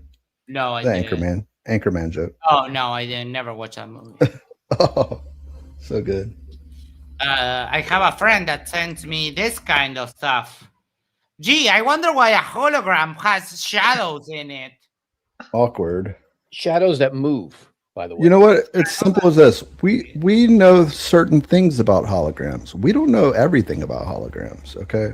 We don't know how they produce shadows, but clearly, I mean, Exhibit A. But I see that we don't know what causes gravity, so therefore it's fake. If we don't know what causes shadows in a hologram, then obviously holograms are fake, right? Yep. Well, that's no, because logic. This is why I changed the topic. Give me 1 second. Ironwork. No, we're just playing with the fake profile. You just have to. Yeah, I'm just kidding with you. I'm pretending that you're Vlad. I'm just. Yeah. I'm cosplaying. You have to work with me. That's why I was joking. We're LARPing with you. Yeah, It's yeah. okay. It's the room, Roger. We know. And more shadows. Would you look at that? It's a Saturn. A wild Saturn appears. That's awkward. Here is a stack animation of a bunch of pictures in which you see the shadows like jiggling there. Why would they jiggle if Ooh, I it's like not an jiggle. object? Yeah, the I only like thing round that things that the jiggle. only thing I Okay, have a continue. problem with that is I see no moonworms. Yeah. Oh, that's a good point. Yeah, no moonworms. I'm gonna have to not accept that. I'm sorry, Max. Okay. No moonworms. I accept your rejection. I still don't know what that is. I'd love to submit it to someone that's smarter than I am about the moonworms. The moonworms. For instance, yeah, what species of worm is it? Yes. Where did they originate? Is it like from Tremors? Those moonworms? That's a good question. Is it what are the worms from Tremors called? Graboids. It's not a graboid because graboids don't really fly. They just kind of stick in the ground. So it can't be a graboid, right? What the hell is it? Maybe it's a cross between like a gremlin and a grabloid, or like Maybe. a cousin of some sort. Mm-hmm. I The don't know. gremlin is a great idea, yeah. Yeah, some sort of One would know. graboid gremlin hybrid. Yeah, I can get that. I can get behind that. Back to the We want Matrix. people on the internet who think the Earth is flat. We're all idiots, beautiful idiots. Yes, That's true. yes. Except Arwyn. Arwyn's a can't genius. disagree with that. Yeah. I mean, we are all really.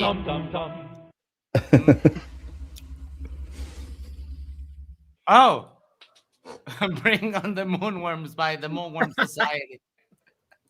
Oh my God. We have so many characters. I was trying to mention in your side chats, and credit to you, Arwyn. I did say at the top of the stream, I explained how we got sort of hooked up and how you were very polite and interacting with me when I was in your side chat. Yeah, so if the moon is a hologram, how could you have things like the shadows of the mountains and the edges of the Oh my God, it's like I predict the fucking future. craters? Because a hologram They're is not a lie. on the edges of craters, and it's all a light-based spectacle. Just seems like it is mountains and craters. I don't know even what that is, why it looks like that, why it seems to have this kind of shadow play, apparent shadow play. Incredulity. But I mean, like you're acknowledging that it's a physical thing that has shadows on it. What a double. Everything that I'm not, all the things that I don't really know how they work, they just simply don't exist, right? I mean, that's in why every case. they're fake and gay. Yeah, that's a good point. Yep. I learned that from Witted. pretty sure it's not light being reflected off an object that's in a Euclidean location. But just a light-based phenomenon with very mysterious elements to it. Well, if you had an object at the size that the moon. Oh, wait. Mr. Sensible is mysterious from the UK. elements to it.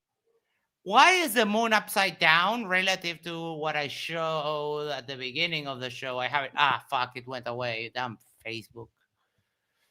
Yeah, that's awkward. It's the opposite. It's why is it go? It's upside down. No, that in my perspective, that moon is normal. Yeah, that moon is normal because you're in the north. Correct. But if you are in the south, it goes the other way. We don't know everything about the moon, okay? But we know it's a hologram, and we know that it's fake, and we know that it's. Is it gay? I think it's gay. No. It is a little bit. I mean, It also produces its own light. We know that. Yes. So, question about that whole new light. If you like today, when I was outside, it was 3:30. Full moon was, or almost full moon was up. It was very bright, almost as bright as the sun. So, how can we not see the sun at a certain distance? Then, how does that work? I mean, the real question is, how come we don't see the sun at night? Exactly. Gotcha, fucking Glovers. What time is it on flat Earth? Daytime. every day, all day. Yeah, because the sun would never set. That's one of the things we can trust Google about, but Mhm. one of the very few things. It'll tell us the right time. How many grams in a hologram? Dude, at least 12. I mean, I'm inclined to say 69, but a more appropriate answer would be 666. Yes. Yeah. 66.6. We'll just settle on that. Yep. Call it a day. Size that the moon is believed to be, at the distance the moon is believed to be, going around the Earth, the speed and distance it's believed to, then that exactly matches up with what I'm showing on the screen, which is the phases of the moon. Quite plainly, a sphere. And you see that wobble as the moon goes? That is called lunar libration. And it's for the people that say that, oh, yeah, that's just a circle in the sky. It moves like this. It wobbles like that. And that can only happen if it's a sphere. Right. We see 59% of the moon's surface. Yeah, because it wobbles from side to side and a little bit like that. And you see parts. But it's not, though. What? Not a sphere? That's right. Well, how come you can see that's, I forget exactly, 56% of the surface or whatever? Basically, you see more. Damn, Dan, going with the prophesizing the future. Love it. More than half a sphere. That image is libration. And during the course of a month, due to the rotation and the precession, you can see around the curve, more than 50%. That's such a good loop. It's so good. That is. You're looking at that and you can't say I wanna it's a sphere. Look put how it on that the shadow wall. travels across. Now imagine you're holding a beach ball with a light source. Too, like the object that they were supposed to be showing. I'm sorry, Arwijn. I cut. Light-based, so Can you repeat? It's a mysterious thing, isn't it? The moon. It's really mysterious. It very much suggests some kind of weird kind of sphere, whatever. If you look at it. Oh boy, the concession. That stupid concession gets you like 5 things. It gets so. It's almost as if. Wait. No, I thought that you were Waka. You were invoking the Pac-Man. Never mind. Oh, you mean this? It was a lunatic. That's why they used to call people and ramble on about the weird nature of the moon lunatics. Perhaps we should call them hologram ticks. And it's right there in your face almost every evening. Or that. Right? There we go. For Mr. JD. Yeah, he likes the Skittles. Taste the rainbow. If you go like that. Pac-Man, waka waka waka waka. Thank you, Awake Souls, for that. Yeah, that was great. Well, you know what's funny? I got a kick out of other people like. I'm sorry. I got a kick out of the fact that Red sort of laughed out loud when he saw that for the first time on your show, like the other night. I don't know if you noticed that, but like, yeah, funny as fuck. Awake Souls. I was trying to watch an old debate between MC Toon and Awake Souls, but Awake Souls was so boring that I couldn't continue. I cut out all the silences and it's still like 2.5 hours. Oh boy. And removed all there was like a hissing from like, I think it was MC Toon's computer or something, kind of like Arwin's earlier, but anyways, yeah, I told Toon I should cover it again and I cleaned up the audio. So it would be funny. Yeah, but like he speaks, I don't know. I didn't like that. That I got bored very quickly. Mr. Thrive and Survive. He was arguing with someone else, saying that it's not a sphere and so on. Otherwise, if you held a ball up, you'd get the same patterns of light and shadow from the sun. And the other guy who was with him, when it was pointed out that if you hold that sphere up so it's roughly in line with the moon, you will get those same patterns. The other guy was honest enough to go out and do it, found it was the case, and retracted it. Mr. Thrive and Survive, Rich, was not. He just ignored it and didn't acknowledge the fact that he'd been shown to be wrong. The other guy, I do forget his name, which is a shame. Whatever. I've done it myself. It's bullshit. Doesn't look like that at all. So you've held the ball at arm's length. In light. Yeah, it doesn't look like. Yeah, I mean, that's the best rebuttal ever. It's bullshit.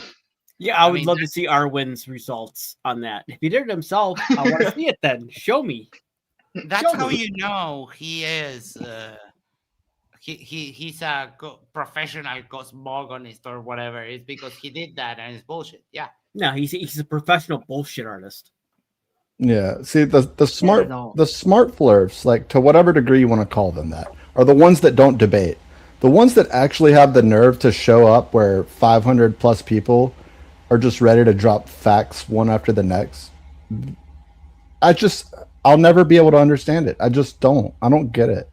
And that's why I'm banned from Rogers, because he's still recovering from the beating that I gave him twice. Yeah. I honestly, like, I can disagree with you. They're saying that the smart flat earthers are the one that don't debate. Roger Ledwell, like, he thinks he's the smartest. He won't debate me, or at least he tried. He tried to. But it's because I think that he was willing to like lay down the smackdown on you, and then he just felt like there's nothing to gain because you're just going to keep saying stuff that he doesn't have answers to. And at that point, it's when it becomes quote unquote boring. A lot like he'll say to Max, like, you're boring. Did they just tell you were boring, or you're just like, it's, I think D-Man was saying that it's extremely boring now. Max is just, he's just boring. I don't know why you let him in, bro. Like, just ruined. Well, yeah, I mean, Roger come here to like, chill. Roger would be like, monkey cat, nothing, no need to talk to him. That's about it. Like, yeah, but he doesn't let me in anymore because he got such a smackdown on his final debate fakery and twice on his show, and then he's like, yeah, no, I had enough. He's like, I can't. Hey, he started doing. Donation? I heard last he hasn't. What'd you say, Dan? Has he made that donation yet? Oh no, and he told someone to fuck off when they were asking him about it. Last I remember, it's probably Wes. But speaking of, Wes and I were first in line the other day and he did Google. I think it was Google Meets, or it wasn't Hangouts. So I think it's Google Meets.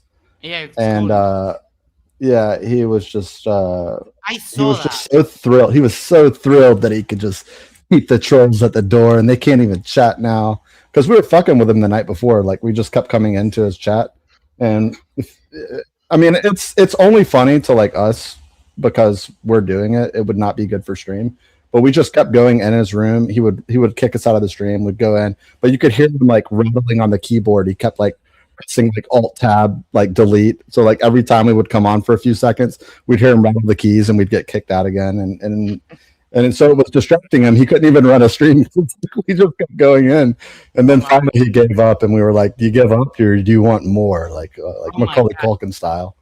What an honor. The great Ironworks, how about that? 2000, became a member of Yerba Mate Talk. Love it. Love it. Free advertising, huh, Wes? Oh, yeah. Yeah, he had our logos up the whole time, like on his show while we were just sitting there in the back room. It's like, all right, everyone can see that he's just a pussy. He's so brave. So brave. Keep it going. You've held it out in the direction. So if the moon's shadow up, is much more radiated. Well, yeah, we're in an atmosphere. Cut off shadow. That's not how shadows on balls look at all. We are in an atmosphere, Arwijn. The moon is in a very, very hard vacuum. With an atmosphere. Of course it is. Light scattering. Radiated. When you shine a light on a ball, it's gradiated. It's not cut off.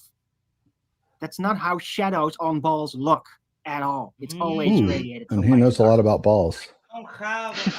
I don't have balls. Did I say that? Hello? Yeah, I guess I did.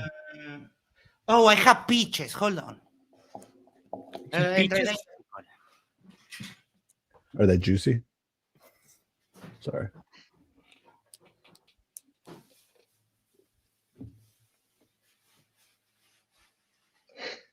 Yeah.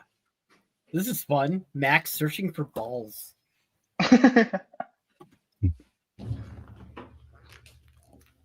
Okay, I have this is zapachito. I don't know what the name of this is in English. It's what the turtle eats. But if you go like that, you clearly get Yeah, they're like green tomatoes or something. Non-American fruit? I don't know. No, it's not a fruit. It's a vegetable.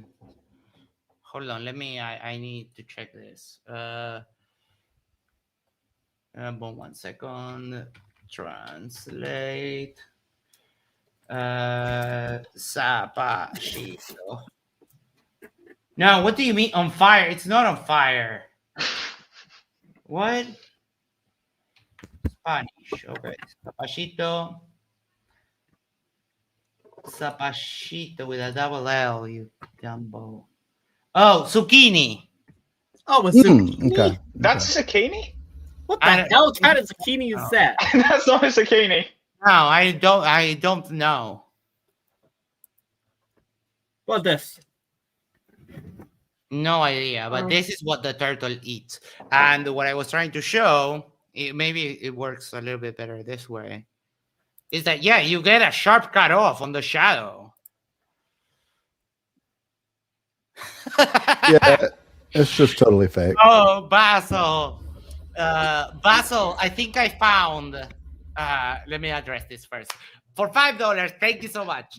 Do you think MDB has been deported to Secot? Do you think you throw away a Subway sandwich at an ICE agent? They've been quiet.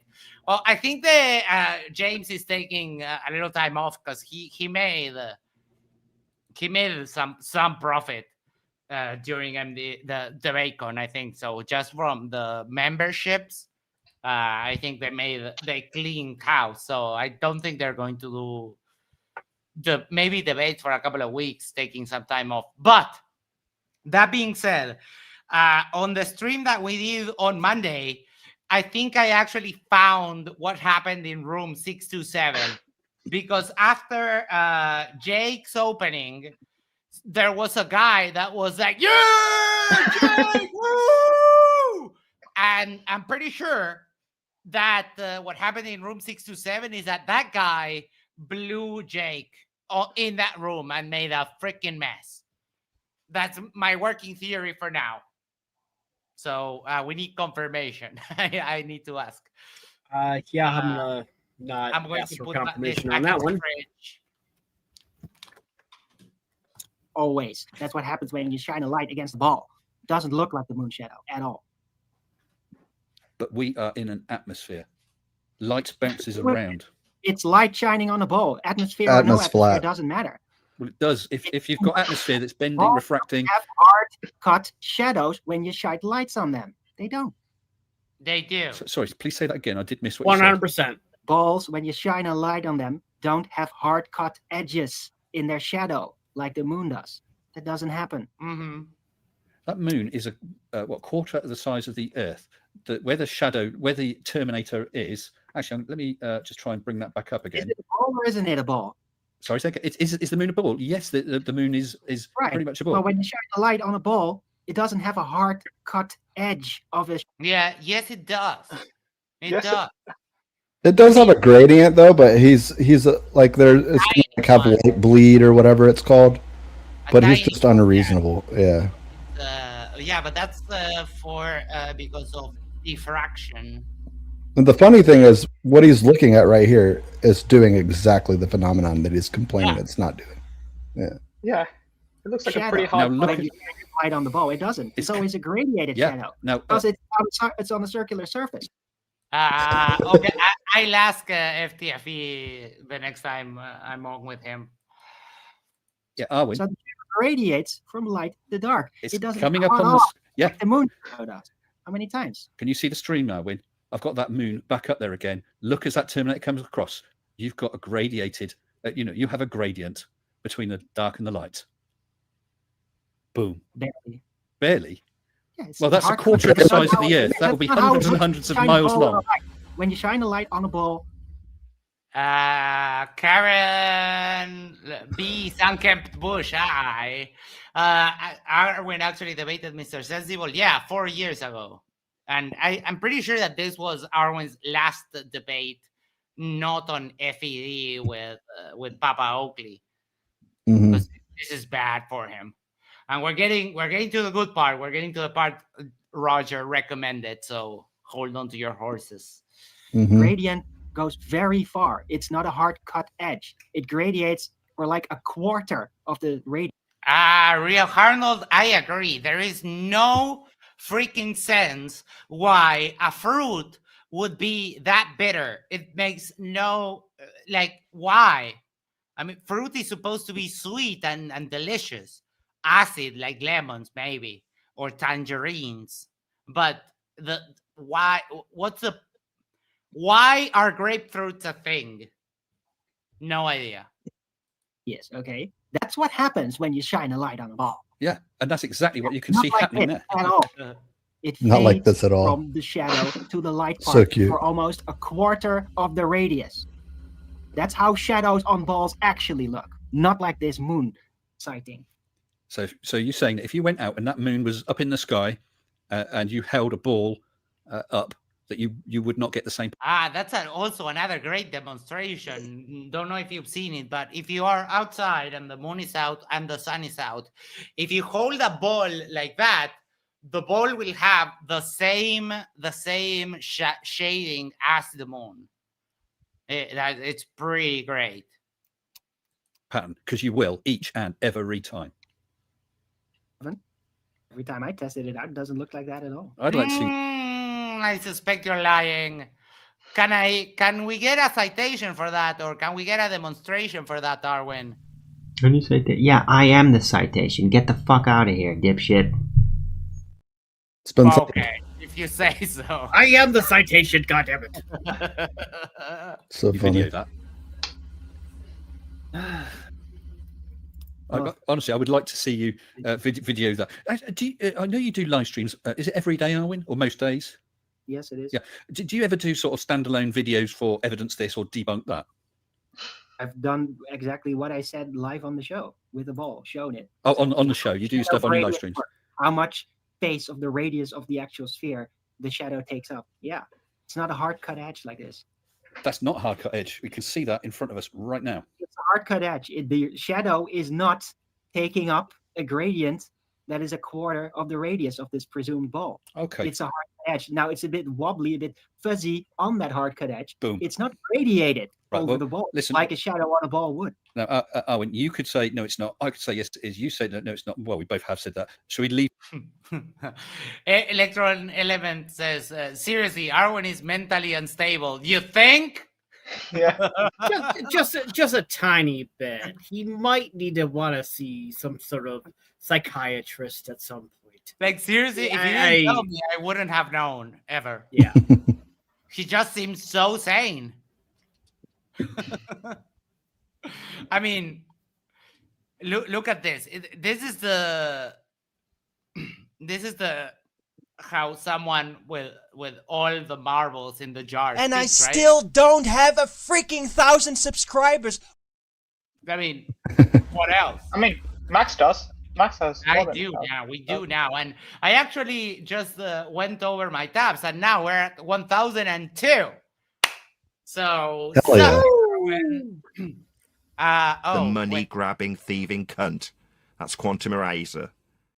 Hey, yeah, it's not very polite. That is another very stable photo. Oh, you know that I got someone sent me. Oh my, that telenovela of Arwijn and QE is getting so much worse because someone sent me this. Give me one moment. There we go. Boom, boom, boom, boom, boom. This is from copyrightrecords.com. Certificate of copyright, Globe Terminator, original literary works. This certificate affirms that John Stunia, that is Quantum Eraser, is sole and exclusive author and copyright of the literary works published on the website globeterminator.com on April 9, 2020. It's not a good look. It's going to get, this is going to get wild. I love that. Who did that? Who did what? Or who sent you the the link about that? One of our correspondents or Oh, informants. okay. I got you. I mean, I can't give up my sources, but what do Well, you yeah, think of course not. I am. Leave that there. Max? People can see the video. You have said how you think it is. I have said how I think it is. We'll leave them to decide that. Is that fair enough? And want to show some more balls over the outer space? Yeah. It's just you dangling balls in front of everybody's face, saying that they're balls. No, that one is so clean. No. Wait, you're confusing us.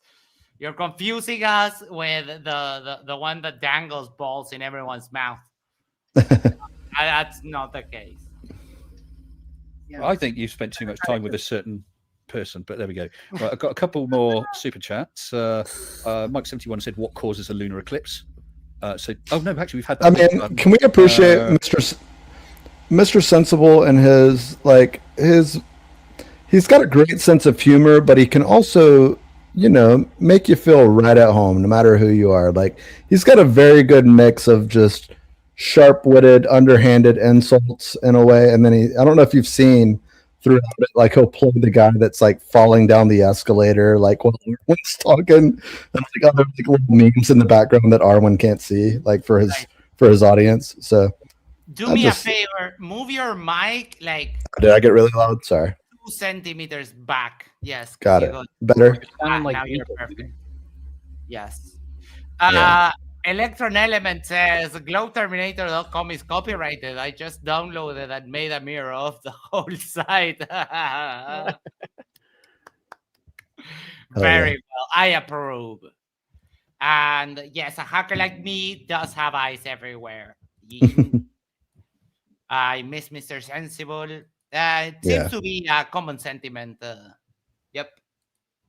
All right, and Hugh Jars, a madman says for £5 sterling. Thank you, a madman. He says our model works. Where is yours? Ooh. Well, your model doesn't work. It's full of gaps, and every time it's pointed out, it's ignored. Like, for example, the physics of the orbital mechanics of Mercury. It can't be calculated, right? Yeah, that's like this big one. You mean it can be calculated, but I remember some little nifty software called Stellarium that actually has the orbit of Mercury all mapped out. Mm-hmm. Huh. Isn't that weird? 8th gap in the entire heliocentric model of our very solar system that doesn't work, cannot be calculated. Yeah, your model is not working. It's broken. It's incomplete. It's a work in progress, not complete. Yeah. Science is a work in progress. That's not complete. That's right. Yeah, It's giant gap. Science. Arwin's getting spicy. Let's go. Arwin's getting We're launching off. In progress. That is the definition of science, Arwin. We never ever prove anything. Science doesn't prove things. It's the best. It's the best explanation. It's a work in progress. We await evidence that contradicts it, or a better theory that can explain it more completely. In which case, we ditch what we got and move on to that. Mm-hmm. I just like to address the planetary-sized gap in the model, which makes it absolutely incomplete. Right? It's just not this minor touch that's slightly. I mean. It's Mercury, so it's a very tiny gap because Mercury is very small. But you're wrong, Arwin. You're wrong on that, and I just dinged you, so I won't again. But you're wrong. There's like an entire thing that cannot be calculated, doesn't fit in the entirety of the model, cannot even be accounted for with physics or math. Right? Yeah, it's a big giant hole in the model. It's not something to be worked out. It's a big giant gap that cannot be fixed. No, it's not. We actually fixed that. I'd like to hear Arwin's explanation on it from Flat Earth perspective there. The explanation for the orbits on Flat Earth is like, oh, look at it. They make a flower of life patterns. Look at that. It's so pretty. That's it. Torus field. It's a torus field. That's also another one. Yeah. It's the etherically displaced. That's another one. Yeah. Mm-hmm. Indeed. And now that information and everything involved with it has been out there for at least 100 years. So good luck. Okay. Now I know there. Yeah, I know that he's repeating. Yes, whenever you leave Arwijn alone, he says stuff like crying cures cancer, or that a genetic experiment was responsible for the creation of the panda. Stuff like that, you know. Yeah. Whoa. Was an issue or a discrepancy with the orbit of Mercury going back however many years. Now, I understand that is it Einstein's theories of relativity come into it, I think. And I'll have to say that's getting beyond my knowledge. But my understanding was straight Newtonian mechanics couldn't explain it. But when relativity came along, it either does, either completely or to a certain extent. I don't know. And I'm being honest, Arwijn, I don't know all the ins and outs of it. But very quickly, in basically 2 sentences, okay? You're correct. Yeah, the Newtonian mechanics can't explain the orbit of Mercury. Now, the Einsteinian mechanics for orbits, there's a bit of a problem with that as well, because Einstein's equations can't calculate for more than one source of attraction within its model. So Einstein cannot calculate the orbit of Mercury either, right? So it's a mathematical. Wait, what? Oh, that yes. is incorrect. I mean, look, we have all of this shit nailed down so hard that Red was able to predict when he was going to be able to see one of Saturn's moons casting a shadow on it. And then also when the ISS was going to go over his head and catch all of that in a live stream for everyone to see, Arwijn. So what the fuck are you talking about? Conundrum, something that cannot be solved, yet it's right there staring in our faces, right? It's a planet that cannot be calculated. It cannot be calculated in the model that you all assume to be there. But my understanding with, again, this is me reaching back in my memory, with the discrepancy with the Newtonian mechanics, it's not like, oh my goodness, Mercury's not there, it's right on the other side of the sun. We're talking about a tiny, I mean, there was an error, but a tiny error that it couldn't explain. It's not, we're not talking massive. Yeah, it is massive. It's a massive error, because if it's a tiny error, that means it shouldn't be there, because over the preponderance of time which the solar system is supposed to be out there, that means that Mercury should be absolutely gone. No, what it means is Mercury is always absolutely where it's supposed to be. Yeah, I mean, to the point where you can just find it. Oh boy, why is my stream here like freaking failing right now?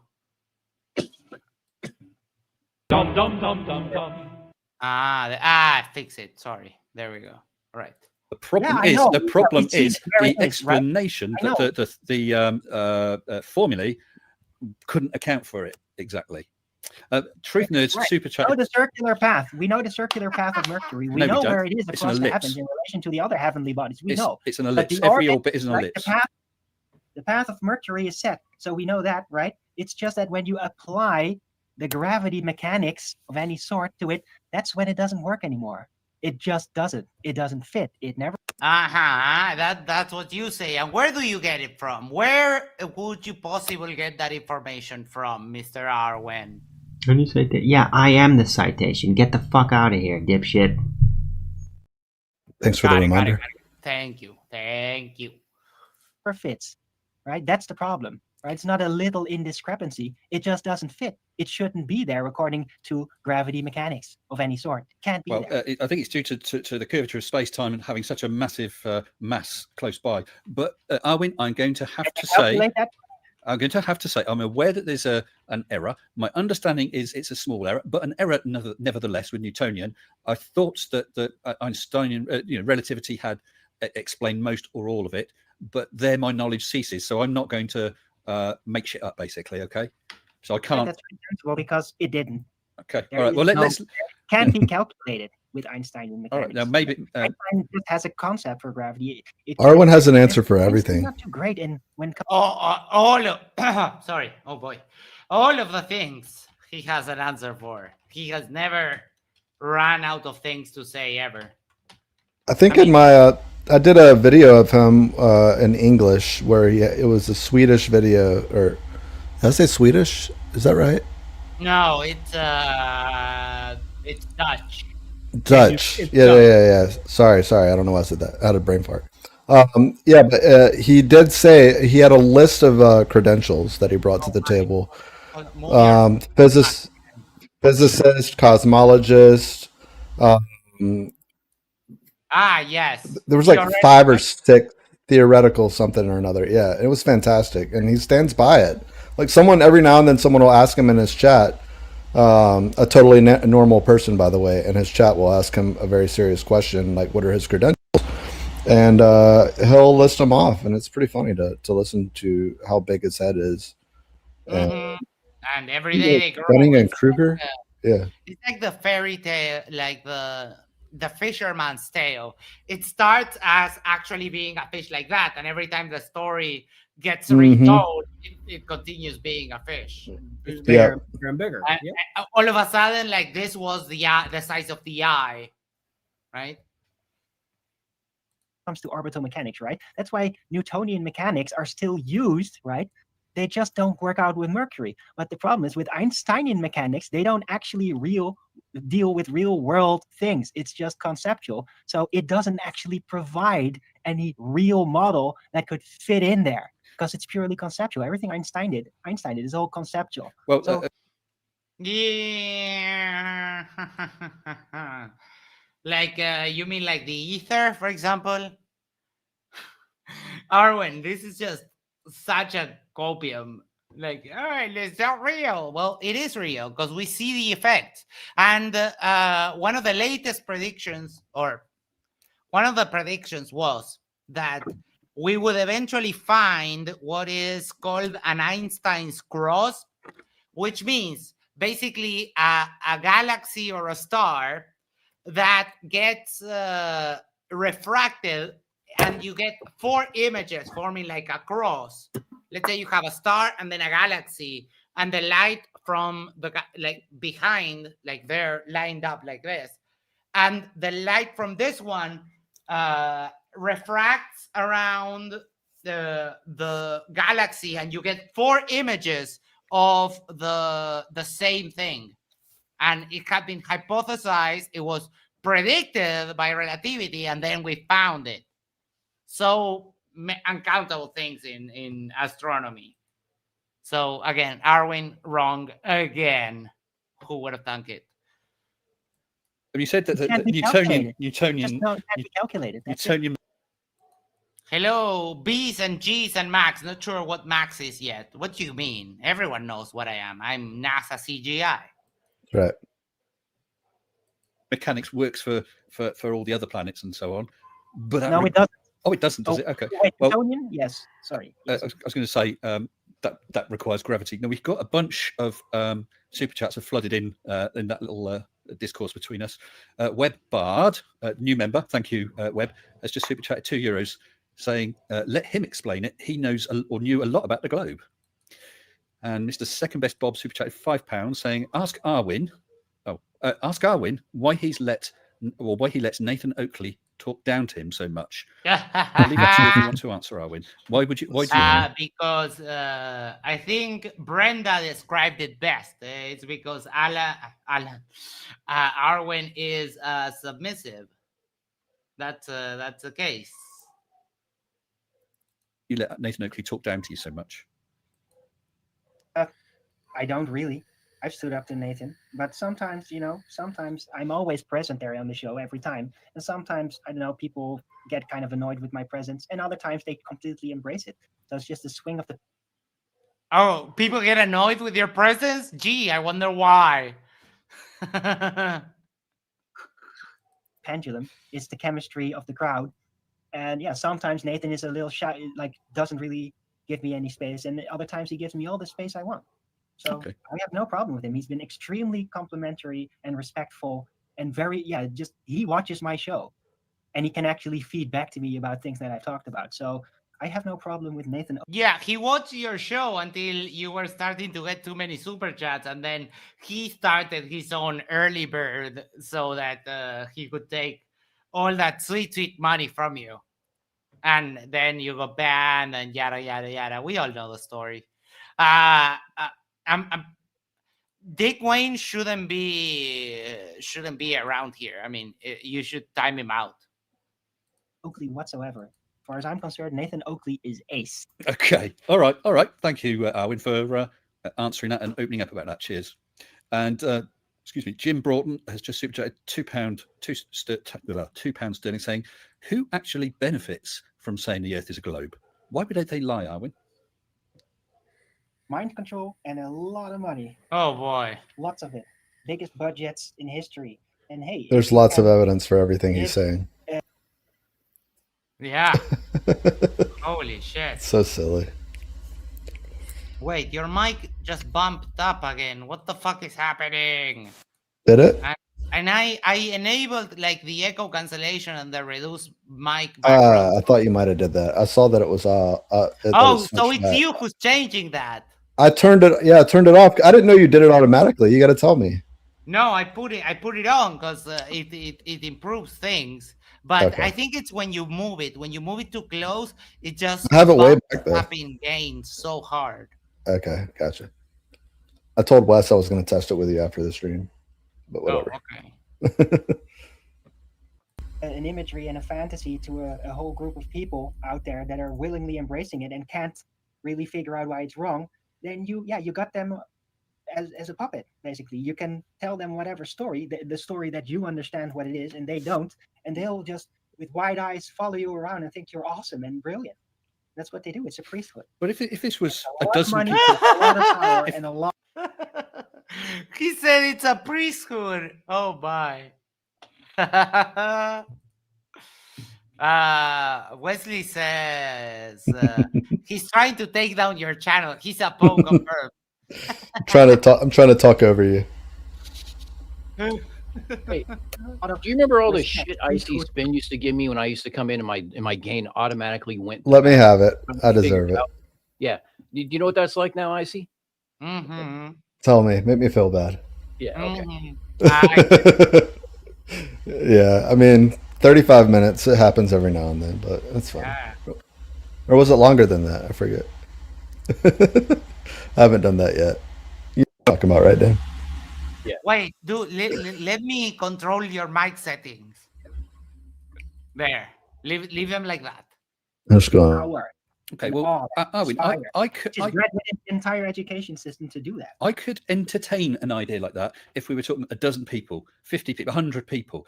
We are talking tens of thousands of people, and so many people involved in things like the space program and astronomy and all the other sciences that have a bearing on this.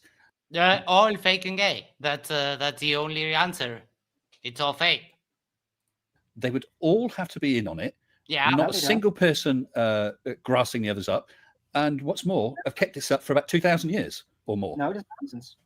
Sorry, it's nonsense. Not everybody has to know about it at all. That's the whole interesting thing about compartmentalization and the priesthood need-to-know basis, right? So a lot of people working for NASA and even that work on the supposed rocket launches and all that are all building things that are operating systems, and they're just doing their function. They have gotten, and they're very happy and proud of it, and they think it's all real, right? A lot of the people that work for NASA do things that they think are. Okay, hold on. Because, like, if you're an engineer and they tell you, engineer this satellite so that it can go up to space at 10 to the negative 17 torr, right? And you engineer it so that it can withstand whatever forces and the low pressure, and you engineer it so that it can be very sturdy and it won't explode or whatever, right? But you don't need to have it engineered that way.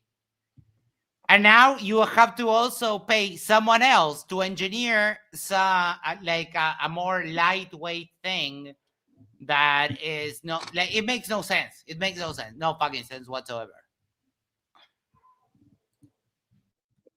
He hasn't thought this through. I'm frozen. No. Uh-oh. This is where I take over your stream. Do you remember that bit? Where am I? What's happening? Don't worry, Max. We got this. Yeah, you're good. We got this. Real. And then there's the people that actually are behind the real controls that are setting Sorry. up the show for the believers. For the I have no idea what happened, but I froze. outsiders and for the people operating within NASA that believe it. Well, right? obviously, It's a giant running stuff like NASA and building the kit costs an awful lot of money, and all those people. What the government could do is just put up income tax and pocket some of it. Why go through all that charade? But I think we're getting a bit off track from our general chat. But yeah, so that, See, that it's was like things like that right there. Charlie Welch, $5 US. He takes the little jabs, like he's like, oh, why don't we do that? We can just do something so simple. But anyways, let's get on to the next topic. Like Arwin's mind is just spinning right now, like trying to think of something to say, and he just moves right on, and then Arwin just like forgets it. So it's like this rage, this like inner rage that Arwin just lets build up, and it's just fantastic. He does a good job at like getting under their skin in a very subtle way, and I appreciate it. Saying any flat earthers ever intend on applying their amazing secret knowledge, or are they content just to beg for money and chat BS on YouTube forever? So yeah, we got all these flat earthers, yourself, Nathan, and no end of other people who think it's all a lie and so on. So why don't they do something with it rather than just talk about it on YouTube? Doing something. I'm sorry, Arwin, we lost the beginning of what you said. I said we are doing something. We're figuring it out. We're mastering physics. You're what? He used the word mastering. Mastering. Oh my God. Wait, hold on, because that is. I understand. This is my profession, pretty much. I'm a cosmogonical theorist. So all these elements I've talked about. Right. And then here we have another master of physics. I think that air itself is not what people think it is, right? Mm-hmm. What is it? You have a gradient of tenuity. Got it. Mm-hmm. Ooh, hold on, because this one what do you think about the horizon with it? Your model claims, based on the geometry of the shape of the Earth, that there's a physical, tangible, literal geometric horizon in which the land drops off and down and away from you. Is this correct? It's amazing, with it, that you think you can talk like that to anyone. Solid, bro. Just amazing. Yeah, no, but the enunciated enunciations, like, who the hell do you think you are with it? The condescension in every word that he utters, yeah. Yeah. Dripping. Figuring out the mind control. We're figuring out psychology. We are figuring out how proficiently people have been taught to fool themselves and don't even realize it, and how to recognize all of that. Right? That's what I'm doing. I'm diving into psychology. So I never do anything without it having some productive yield in some form. I don't allow myself to waste my time. Okay.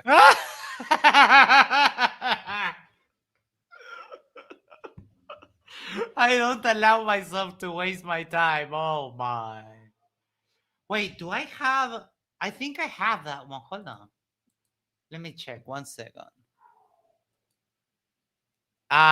It's Firefox that is shitting the bed. Okay, no, I'll leave it alone. Never mind. Okay. Just because other people don't see the value in what I do doesn't mean that I can't find any value in what I do. All right. Ilya Lates, a super chat of $4.99, saying, Mr. S, relativity explained Mercury's orbit over 100 years ago. Let Arwin know he is let Arwin know he is a century behind. By all means, answer it, Arwin. I don't have a problem with that, but let me finish it first. So let Arwin know he is a century behind. Bullshit. That's just complete nonsense. Right? I explained very specifically that it is all about the gravitation mechanics, right? Relativity doesn't explain shit, right? Doesn't have anything to do. We're dealing with gravity mechanics and orbits that this Mercury thing is supposed to have right around the sun, right? Yes. Relativity doesn't have anything to do with it. It's very simple. The Newtonian mechanics don't work on it, right? But I think the point is Wait, but you were talking about relativity. Why did you go to Newtonian mechanics now? This is Mm-hmm. He can't decide. Classic tough decision.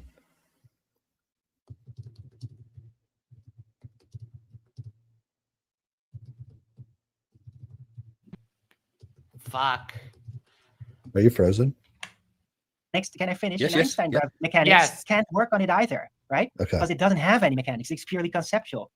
And it can't calculate for more than one body of attraction, which is what is kind of essential in understanding orbital mechanics, right? So it can't even do it, right? So this is just complete nonsense what he said. All right. Okay. Another person. I like the name. Why kick a moo cow? Number 855. I like that. Super chatted $5 Australian. Thank you. Why? Saying, oh, Nah, that I shut down my Firefox. That should take care of the I missed that free. name. Do you remember that person that used to chat? Why kick a moo cow? No. It's so funny. He used to be on Tunes all the time. But go ahead. does day and night work on a flat Earth?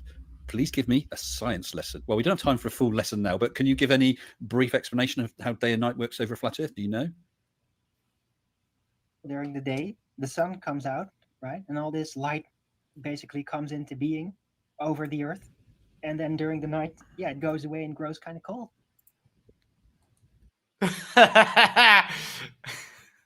Comes into being and then goes away. Like where? Why? How? Because I mean, if you say that the sun is making circles over a flat Earth, then the sun would never set.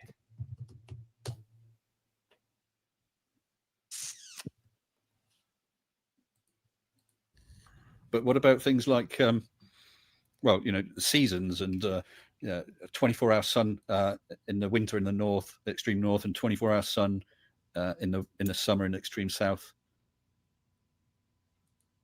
Oops. Shout out to TFE. Oh, I don't know if you saw that on the TFE website.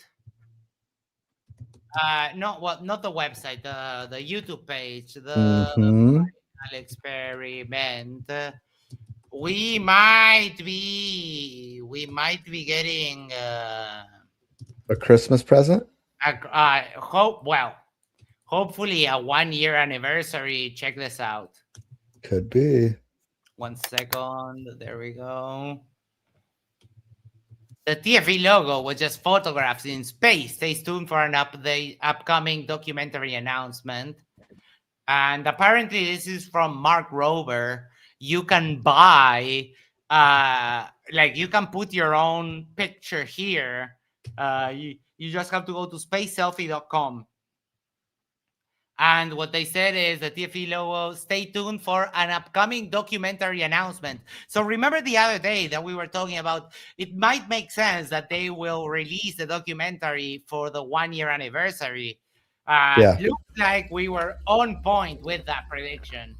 Yeah, that makes sense for them to do it. That's what I thought. They were going to do a 1-year anniversary. Here we go. Bam. So that would be what, the 14th, right? Yeah. Or the 17th, one of those 2 days or somewhere in there. Mid-December. The 14th. No, 14th. Yeah, I remember. Yeah. I was debating Nathan with FTFE. Sesta is the pinned comment. Can you explain the source of the estimated $1 million budget for the documentary? Will you make a denial that the TFE's footage of the 24-hour sun in Antarctica was filmed in a soundstage at Punta Arenas Airport, perhaps using the estimated $1 million budget to set this up? Oh, isn't that cute? That is wild. The estimated $1 million budget is quoted on the IMDb page for the documentary. Really? Punta Arenas Airport is entirely suitable for the location of the soundstage. Yeah, except that it's summer.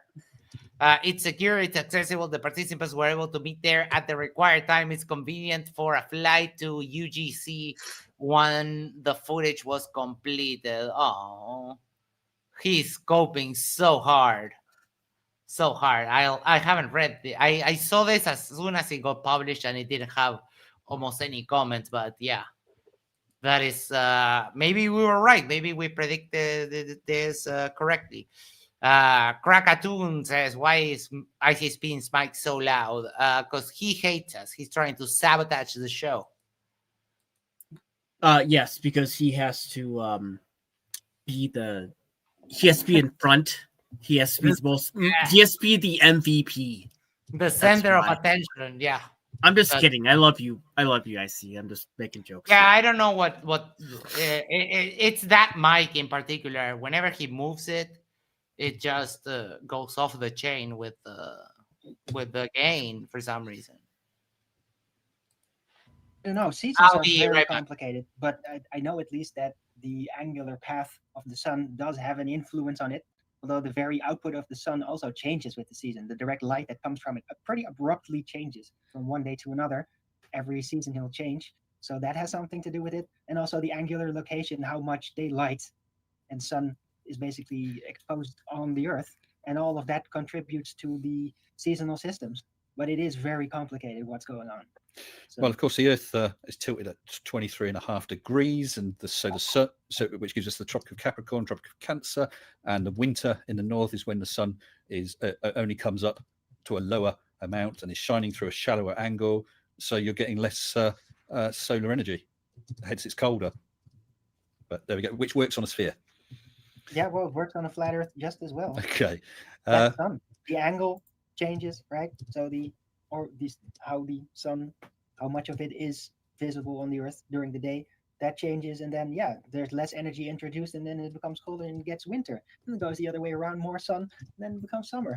And also the very output nature of the sun changes seasonally, right? Even on both sides of the Earth, right? Wait, what? No, it's not the output of the sun that changes. It's the angle of incidence. Oh, for fuck's sake. You know how they say that because all of this conversation is so north-centric, that they say that in the north, it is summer when we are farthest from the sun, right?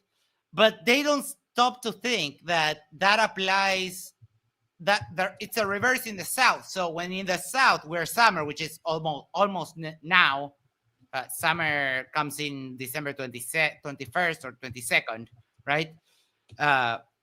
That's when we are closest to the sun. So it doesn't really matter the distance to the sun. What matters is the angle of incidence. Right now, the south is leaning towards the sun. And that's why we get the 24-hour sun in Antarctica.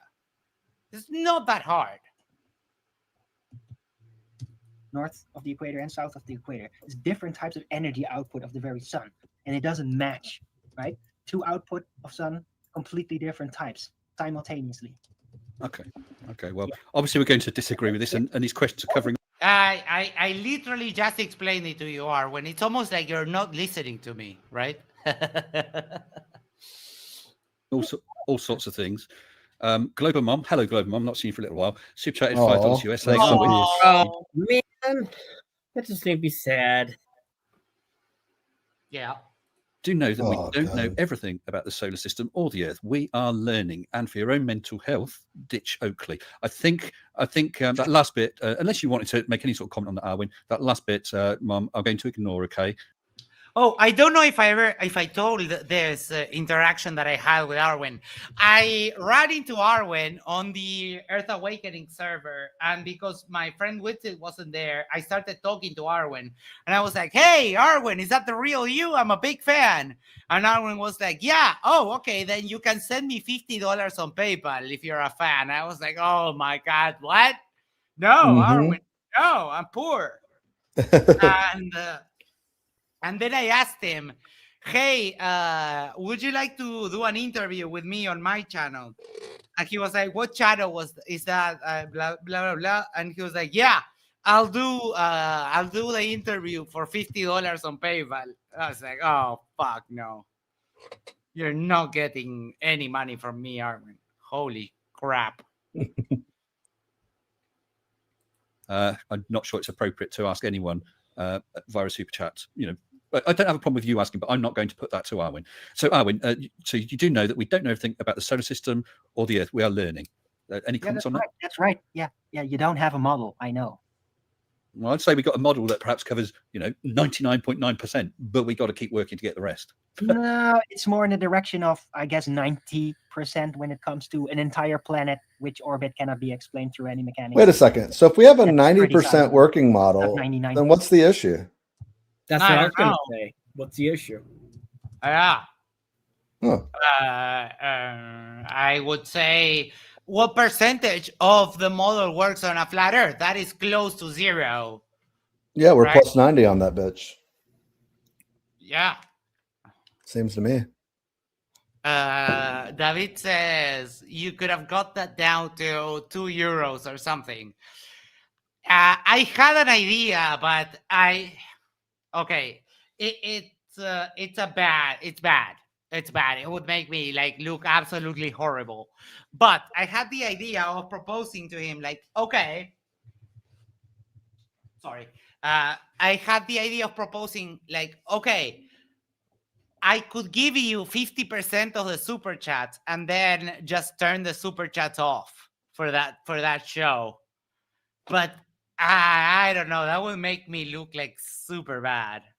I don't know if I can do that. I'm not that big of an asshole. But I'm not giving him 50% of anything. Or even just a flat $50. No way. My first instinctive answer was oh, no, I don't support the high-tech hobos like you or Oakley. But I thought that was too aggressive. So I kind of told him, no, I'm poor. I'm from a third world country. But yeah, it's hard. It's hard to. And then he was no, I would have to get to know you and we would have to build up confidence and so on. I was well, okay. But you would have to, I don't know, buy me a drink or something like that. And then he got super pissy of me just saying something like that, right? And he got oh, I don't trust you anymore. Yeah, it was a funny interaction. I think you recorded that one, right, Icy Spin? Which one? I'm sorry, I zoned up for a sec. That interaction that I was talking about with Arwijn, when he asked me, when I said I'm a big fan and he asked me for money. I have it on screenshots, but it's not the same. I don't remember. I would have definitely remembered it. I remember recording you with Witsit a time or two. Yes. I don't think I caught that one. I think I heard about it happening when I wasn't in a position to record it. Okay. I can't remember, but I don't know if I have it. I'll have to look through what I have. I've got a lot. No, it's okay. I have the screenshots. It's just that it's boring as hell to read screenshots. 0.9%. It's pretty roughly 90%, which makes it complete failure. It's not a complete model. There's parts that are absolutely unexplained. No indiscrepancies. It's just completely broken, incomplete, a failure. Right. Even then, but you just said 90%, Arwijn. 90% beats 0% all day, every day. That's just the way it is. Yeah. In fact, a 90 is still an A minus in the States, at least. It's still an A. Yeah. A 0 is an F. F stands for failure, and you have to repeat the course. Yeah. F stands for fuck you. Get out.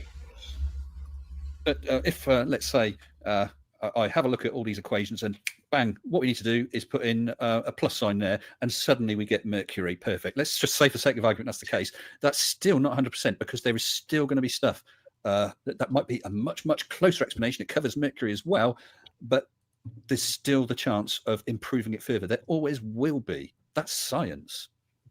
Well, it's not so much as improving further what is already there. It's about these giant gaps that cannot be filled, will not be filled because they can't be filled, and thus it remains a giant gap in the model, right? It's not about brushing up the details. It's about a critical part of the entire setup that just doesn't work out. Right? Okay. Brian Pop Robson, Super Chat 499, thank you, Brian, says to Arwijn, we have sent probes to Mercury using Newtonian physics. That's really cute. We're at 2. Cute. No, that wasn't worth a counter, really. Electron Element says Arwijn is getting angry over something he hasn't done the math himself. Yep. He is getting angry. I can't wait until he starts yelling. Still can't calculate the orbit of Mercury, though. But they managed to get there. Okay. Yeah, that's for sure they did. Perhaps it was a lucky shot. Who knows? But Yeah. Mr. Unite for the Children has super chatted $5 US. Excuse me, $5 US, saying Stellarium predicts Mercury's orbit perfectly via relativity. The little wizard is wrong, plain wrong. Yes, I can't wait until he starts yelling like scumbag. Yeah, so basically saying that Stellarium predicts Mercury's orbit perfectly. Except it doesn't account for gravity, though.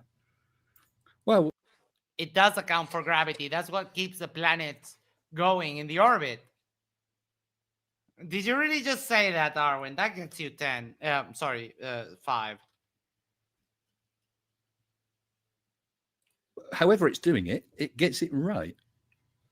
Oh, hey, I can draw a circle too, and say, oh, look, this is the pattern that I'm presuming it to go. Because, yeah, that matches up the geometry. However, when you want to, Yeah, but the thing is that you can grab Stellarium and predict when you will be able to see Mercury, and then you point your telescope at it, and oh, lo and behold, it's fucking there. Huh. And it's not a circle. You're right, Wesley. It's an ellipse. Produce things like gravity, that's supposed to be there at all time, causing how everything works and moves, orbital mechanics. Yeah, then suddenly you don't have it. It's just incomplete. Okay, well, I've got 3 more super chats that are in here now, and then someone's kindly sent me that image that I was looking for earlier on, Arwijn, so I'll show it you just for your thoughts in a moment. Mark Wagner, please let me know. Mark has super chatted $5 US, explaining the tiny discrepancy in the orbit of Mercury was an early crowning achievement and validation of relativity. There is no error. Nothing to do with anything. Gravity of Mercury still can't be calculated. Doesn't matter how relative you approach it. There is no calculation for it. So it's really cute. Yeah, but there is. That's the problem. There is. And we have people here who are very knowledgeable in astronomy who could do those calculations. I can't. I fully admit I can't do that calculation, but I'm pretty sure that Eric Burns can do those. Eric Burns teaches astronomy. Pretty sure that also there's many people in the community who can actually do those calculations. Electron element, can you calculate orbits? And yes, Arwijn just says the same things that Oakley says because he's a little wannabe. That it works, but you still can't calculate the gravity. Doesn't matter if it's relative or not. We don't need to calculate it. We measure it. Like when people use the word relative, is it wrong to use the word relative when you're talking about relativity? Are they not two different things? Or are they the same? Because relatively speaking would be like based on something else. And I know that relativity is to do with like reference frames and stuff. Yeah, because they are relative to each other. So, for example, if you have 2 cars going at 100 miles per hour on the highway, they are stationary relative to each other. You will see the car that is just there. If you are going 50 and the car is going 100, you will only see it go as 50 and that kind of a thing. And I have a couple of. Well, I always wondered if using relatively is the right.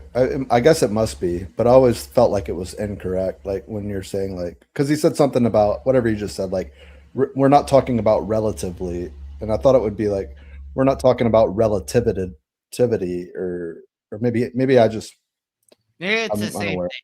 It's the same thing, I guess. Okay.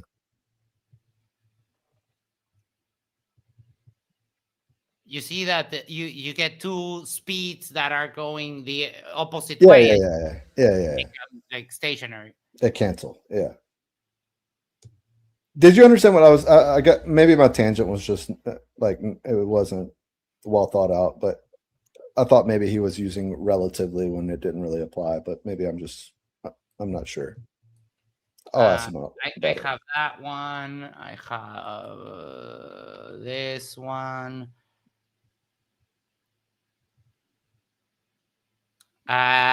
He does have a course in orbital mechanics. Yeah, I thought so. Relativity is a branch of physics. Relatively is not relativity. That's kind of what I was saying, but yeah, that's a good summary. But Wes said I'm opposed, so it doesn't matter. So that's cool too. I have one more. Give me 1 second. What was I going to show?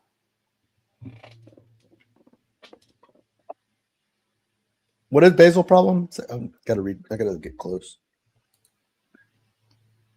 Relativity has two axioms. The speed of light is constant to all observers. Laws of physics are the same in all inertial frames. Okay. I forgot what I was going to show. Never mind. Robert Williams is actually asking a question about that. He asks for $2 US. He says, what does Mercury's orbit do that it shouldn't do? I guess, what is the error, Arwijn? Do you know what the error is? Yeah, when it is included with Newtonian gravity mechanics, it doesn't work out. The orbit doesn't match. It doesn't fit. That's the problem. That's the problem as far as I've heard. But I haven't as far as he's heard. Myself. Okay, I wonder who told him that. Wait, hold on, because he just undid the last like 2 hours. Mechanics, it doesn't work out. The orbit doesn't match. It doesn't fit. That's the problem. That's the problem as far as I've heard. But I haven't done the calculation myself. Yeah. I'm just going. Then how do you know? Yeah, exactly. As far as he knows, he doesn't know, right? Yeah, like so you're just saying it just because, but personal incredulity is not an argument, and that gets you a ding. Well, 5 actually, you know. And Norva. Other people have. I'm going to. Sorry, Arwijn. I'm going to drop a link into the side chat for people. Thank you, Mike UK. Sent me a link to a video. I've not looked at it yet. The channel is Dr. Becky. How does Mercury's orbit prove? Oh, Dr. Becky, she has cancer. That's sad. She has breast cancer, if I'm not mistaken. General relativity. So if people want to grab this link and have a look at it later, you can argue the toss about it. I don't know. I've not seen it. It may be brilliant. It may be a right load of rubbish, but Mike thinks it's worth a look. So grab that link, people, and have a look at it. I will have a look at that later on. Thank you, Mike. Appreciate that. Naughty girl. I'm sorry? Naughty girl. Naughty girl. Okay. Whatever floats your boat. It's just a fact. Relativity doesn't explain anything. It really doesn't. It just drops you into visualization process, and you end up with no calculation for gravity. Well, I am going to watch that later, and hopefully I will learn something, which is always a nice thing. I've got another super chat here, Mr. Unite. I bet you will learn something. What you won't learn, however, is how to calculate gravity for it and make it fit in the model. Well, I don't know. I've not seen a video. Mr. Unite. I guarantee it, because if you guarantee it. That's fine, Arwijn. Mr. Unite for the children, super chat $2 US, saying Arwijn's thoughts on Mercury are cute. Thank you for that, Unite. Appreciate that. You do like that I think phrase. that's a cute count, right? That's cute, Arwijn. You do use that a lot. That's yeah, but Arwijn said it twice. And there's one more super chat I want to read now, and then I'll show you that image. Andreas L. Good afternoon, Andreas. And I did reply to your email. Thank you. 20 Swedish krona saying if Mercury is orbiting the sun, why can't Earth? So never mind about whether it's exactly as we can predict. If Mercury, Mars, Jupiter, Saturn, all of them go around the sun, why don't we? Or do we, Arwijn? Do you think we do? Earth is stationary. Can we get a why? Can we get an explanation? When you say that, yeah, I am the citation. Get the fuck out of here, dipshit. If you say so. If you say so, Arwijn. Then you'd have to explain things like the gravity. No scientific proof for gravity. It's all conceptual. Oh, I know what I was going to get. Fuck me. 1 second. There we go. Retrieving the link. I love it when I forget something and it comes back. Most of the time it doesn't happen. Most of the time when I forget, it's gone. Here we go.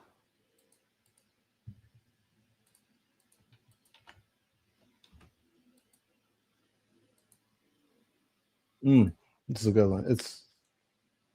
I showed it the other day. Debatable D says, "Good morning." What do you mean morning? It's like 3 a.m. Get out of here with that. No, he's in South European Africa. Yeah, get out of here. I mean, yeah, it's 1 a.m. here, but it's still night. It's still That's nighttime. that's the wrong time zone. Yeah. Fine quartz fiber, a rod with 2 balls. And then put 2 large lead balls in the positions indicated here next to it on the side. Then, because of the attraction of the balls, there would be a slight twist of the fiber. It had to be done so delicately because the gravitational force between ordinary things is very, very tiny indeed. And there it was. And it was possible then to measure the force between these 2 balls. Cavendish called his experiment weighing the Earth. We're pedantic and careful today. We wouldn't let our students say that. We would have to say they're measuring the mass of the Earth. So there's it. But the reason he said that is the following. By a direct experiment, he was able to measure the force and the 2 masses and the distance and thus determine the gravitational constant. You say, yes, but we have the same situation on the Earth. We know what the pull is, and we know what the mass of the object pulled is, and we know how far away we are. But we don't know either the mass of the Earth or the constant, but only the combination. So by measuring the constant and knowing the facts about the pull of the Earth, the mass of the Earth could be determined. So indirectly, this experiment was the first determination of how heavy or how massive is the ball on which we stand. It's a kind of an amazing achievement to find that out, and I think that's why Cavendish named his experiment that way instead of determining the constant in the gravitational equation. Weighing the Earth. Thank you so much for that, Dr. Feynman. We have Third Ender of Reality, 6 a.m. here, no sleep because of these live streams. You know that you can go to bed and watch them afterwards, right? It's the magic of the internet. NetTube user also 6 a.m., 85, 4:38 p.m. in Australia, and Debatable D, it's 7 a.m. for me. Your show starts too early for me. I mean, that's because you're all in the wrong time zone. If you were to come here to the Uruguay, then you would be in the correct time zone. It's as simple as that. All right. My voice is starting to give out, and it's a little bit late. So let's do final thoughts, and we'll be on our freaking way. Let's start with you, Icy Flat. What do you say about a guy like Arwijn? He is the total package, you know? You could take him home to mom. You could make fun of him on the internet every morning at 8 a.m. You could transcribe one of his Dutch speeches. I don't know. It's just go on and on. We could sit here all day. But yeah, he's fantastic. He does a lot of good for society. He is an upstanding citizen. He pays all his taxes. He's a millionaire. So yeah, I look up to him. But yeah, I appreciate you letting me cover someone so high on the totem. Appreciate it. To answer your first question, what can you say about someone like Arwijn? I would say he's my spirit animal.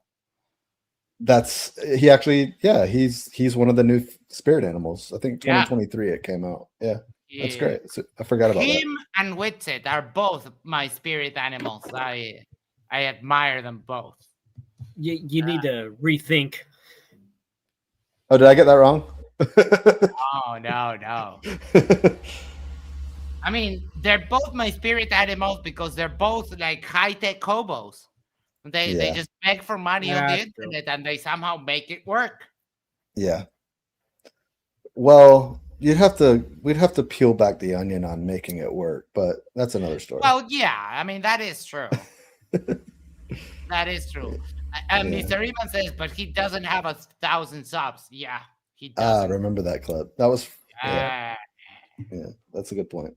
We do now. So Arwyn is super jelly, and I mean, I love it. What can I say? Monkey Cap, final thoughts. Final thoughts on just Arwyn in general would be, why bother? He is such he's such a special specimen of flat earthers, to where like it gets to the point where there is no substance. There is no substance there. It's just like, I mean, like, I might be wrong on this. I mean, Can I interject? I just want to say one thing, and I felt the exact same way. Believe you, like I started watching it kind of when like you were like couldn't care less about the guy, and I started watching it because Roger that was super into it and whatever. So I was like, I don't understand the appeal, right? And I didn't understand it even when I first started watching it, because it's so fucking boring. It's so fucking boring, dude.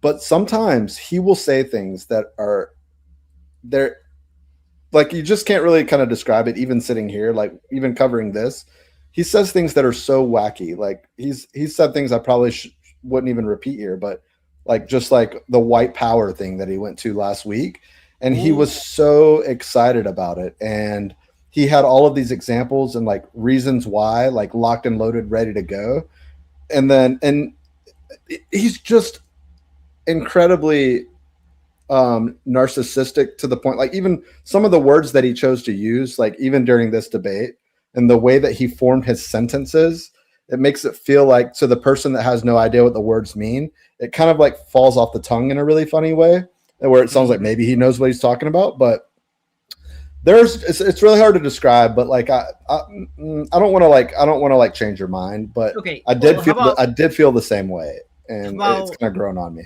How about it's just fun to make fun of them. Yeah. How about this? Me and Icy have debate. Who is the worst flat earther, Arwyn or Roger Ledwell? Ooh, I will fight you on that's a good one. That might be a good one. What depends on the criteria. We'd have to talk about it. Maybe we'll find someone that has similar attributes, like in a character. Like if you're picking one car and you want the car that has good drifting but low speed, and I want the high speed and low drifting, like we have to find someone that have like a really weird mix of attributes. Ledwell might fall into that, but yeah, maybe we can discuss it and figure it out, and then that would be fun. We could do like a round robin tournament. Roger is dumber, but Arwyn is more. See, that's where we actually might. That's where we actually might.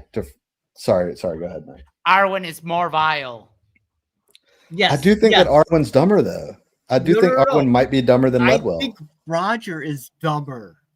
He's very vile and he's dumber. Maybe Chuck can help me out. Roger is a quote unquote better flat earther. Okay. I will fight you on that.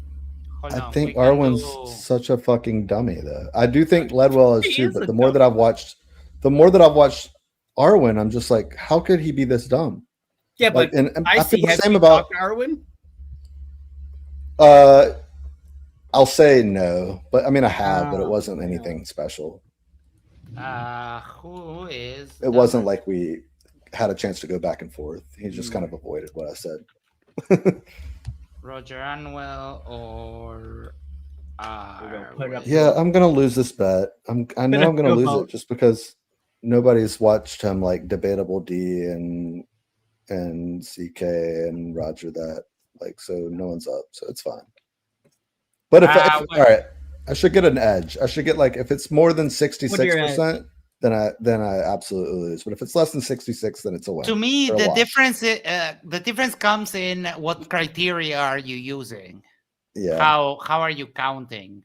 Yeah. See, I'm getting smoked right now. It's not even fair. A little bit. Listen, all right. I'm the last person to say that Roger Unwell or Led Astray is even 1% smart. All right. I criticized him in a video I did, and he was really, really butthurt about it and wouldn't even let me on his stream. And I wanted to go on there. Yeah. I actually wanted to go on there and show me. I actually wanted to show him how I could unsub from him live. So it was going to be funny because that was his whole like shtick, is that he could unsub people, and I was going to use his as an example and like unsub him on a tutorial, but yeah, he wasn't having it. So wait, I mean, hold on, because I have some information. Apparently,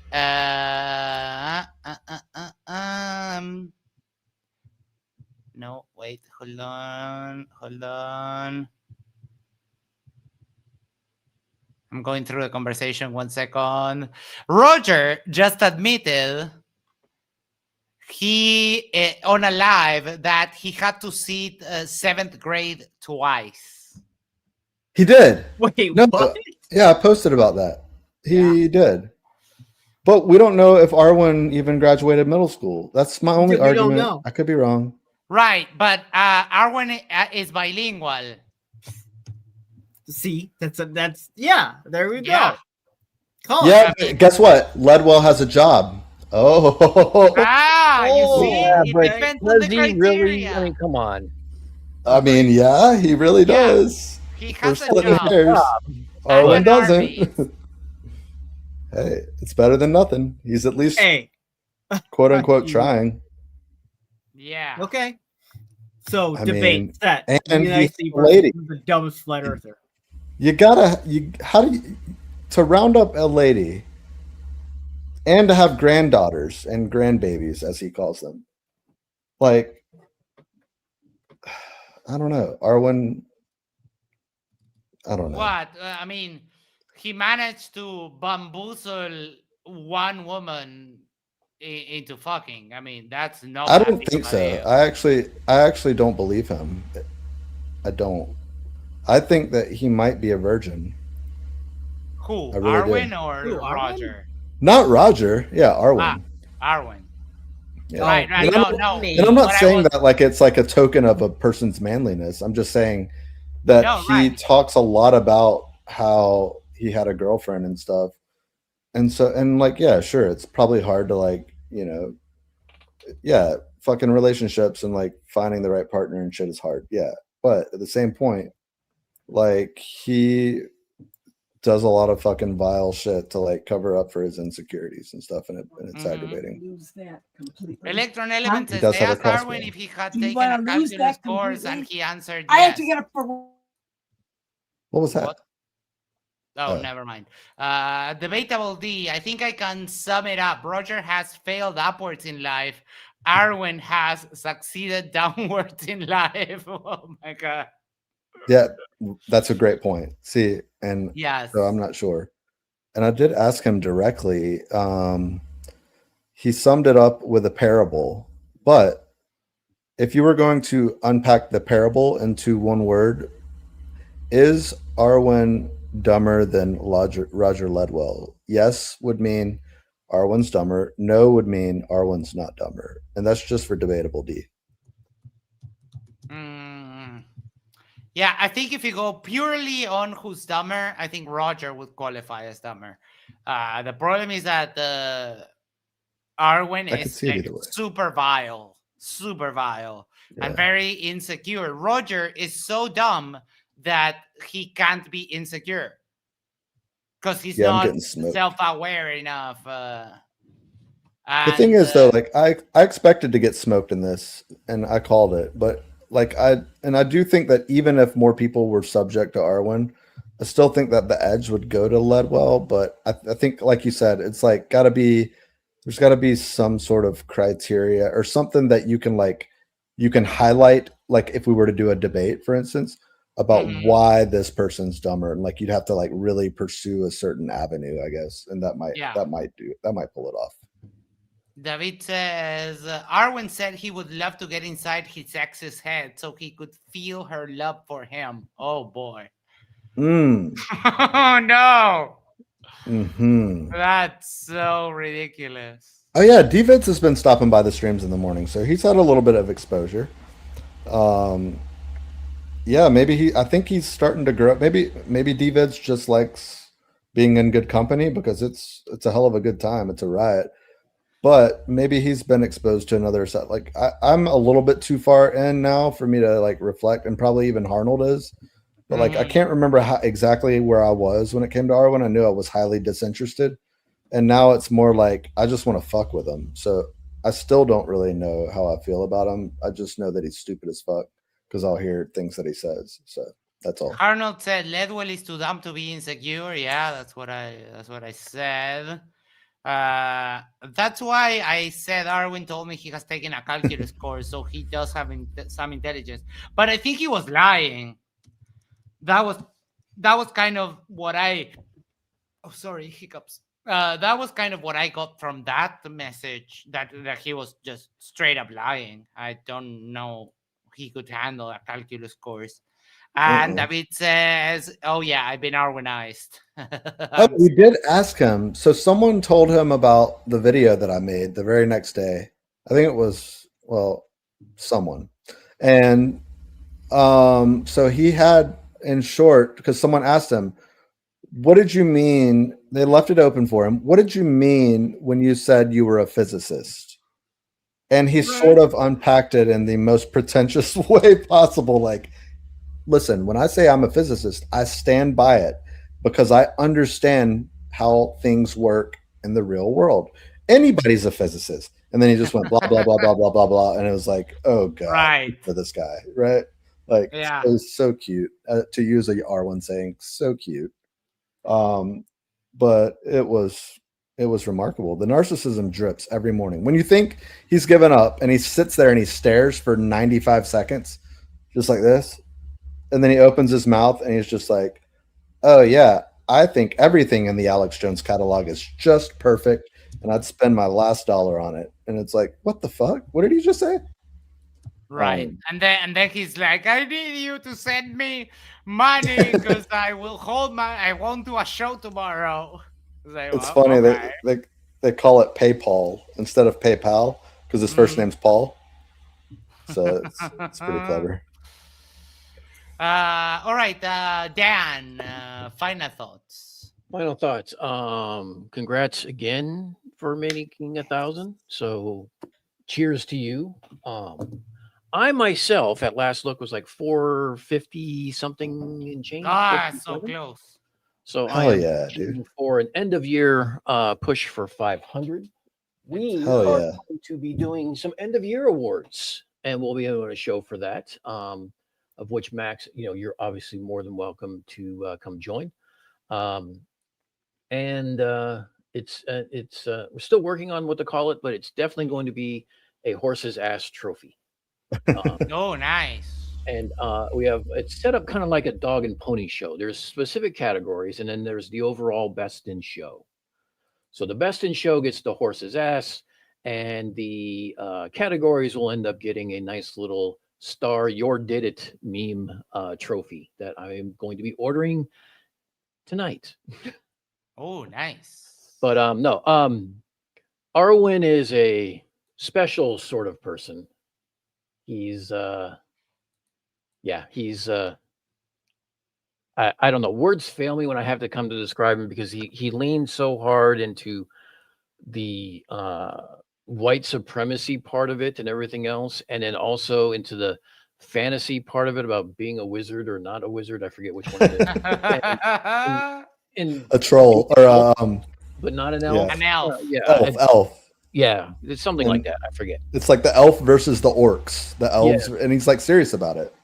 Yes, he is very much caught in a Lord of the Rings fantasy land with the rest of his delusions. I still can't believe he got up and they brought him on as a theoretical physicist to do a presentation. That is beyond scary. And got paid for it, which is, I think I should ask for a refund when they presented his information, but I digress. All in all, great job as always, Max. Thanks for having me on. Congrats again on 1,000. Congrats for all you do for me and my channel and helping promote it. I greatly appreciate it. Oh, thank you, Dan.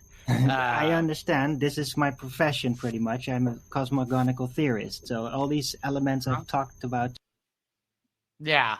What do we think of that? I'm going to need that 1,000 sub clip now for mine, for my channel. Oh, yeah, of course. Since you no longer need it. I don't need it anymore, but It'll Given be the that, hand-me-down. It'll be the Arwyn shirt hand-me-down with multiple holes in it that we'll pass along to the various channels. But that being said, this will be the last time. And I still don't have a freaking 1,000 subscribers. Retired. We now It's do, over. and now we're retiring that clip, and we're going Never to again. carry it Beautiful. over to And it's a race to Dan. 2K, baby. Yeah. And then it's a race Yeah, to you 500 know what? for Dan. What my message to you, Arwyn? You know what that message is? You ain't got shit, Holmes. That's Indeed. that's good. That's appropriate. Yeah. Very appropriate. Yeah. David says, "Do we need an Arwyn emote?" Oh boy. Maybe a crossbow instead, though. That's a good one. It's a crossbow. Because the crossbow is kind of like, very much tied into Arwyn. And and 'cause when in chat, it's so small, all the persons start looking the same. So it's very hard to capture Arwyn, I think, in that very small size. But There is sort of a crossbow right here. So I don't know. We'd have to do better than that, you know? I think the crossbow itself is enough to symbolize Arwyn. You can point the crossbow to shoot somebody else in the head next to it afterwards. You can stack them in a very unique way. Let me check if we actually can add it so that you don't get that you don't work in vain. Give me 1 second. Badges and emojis, emoji.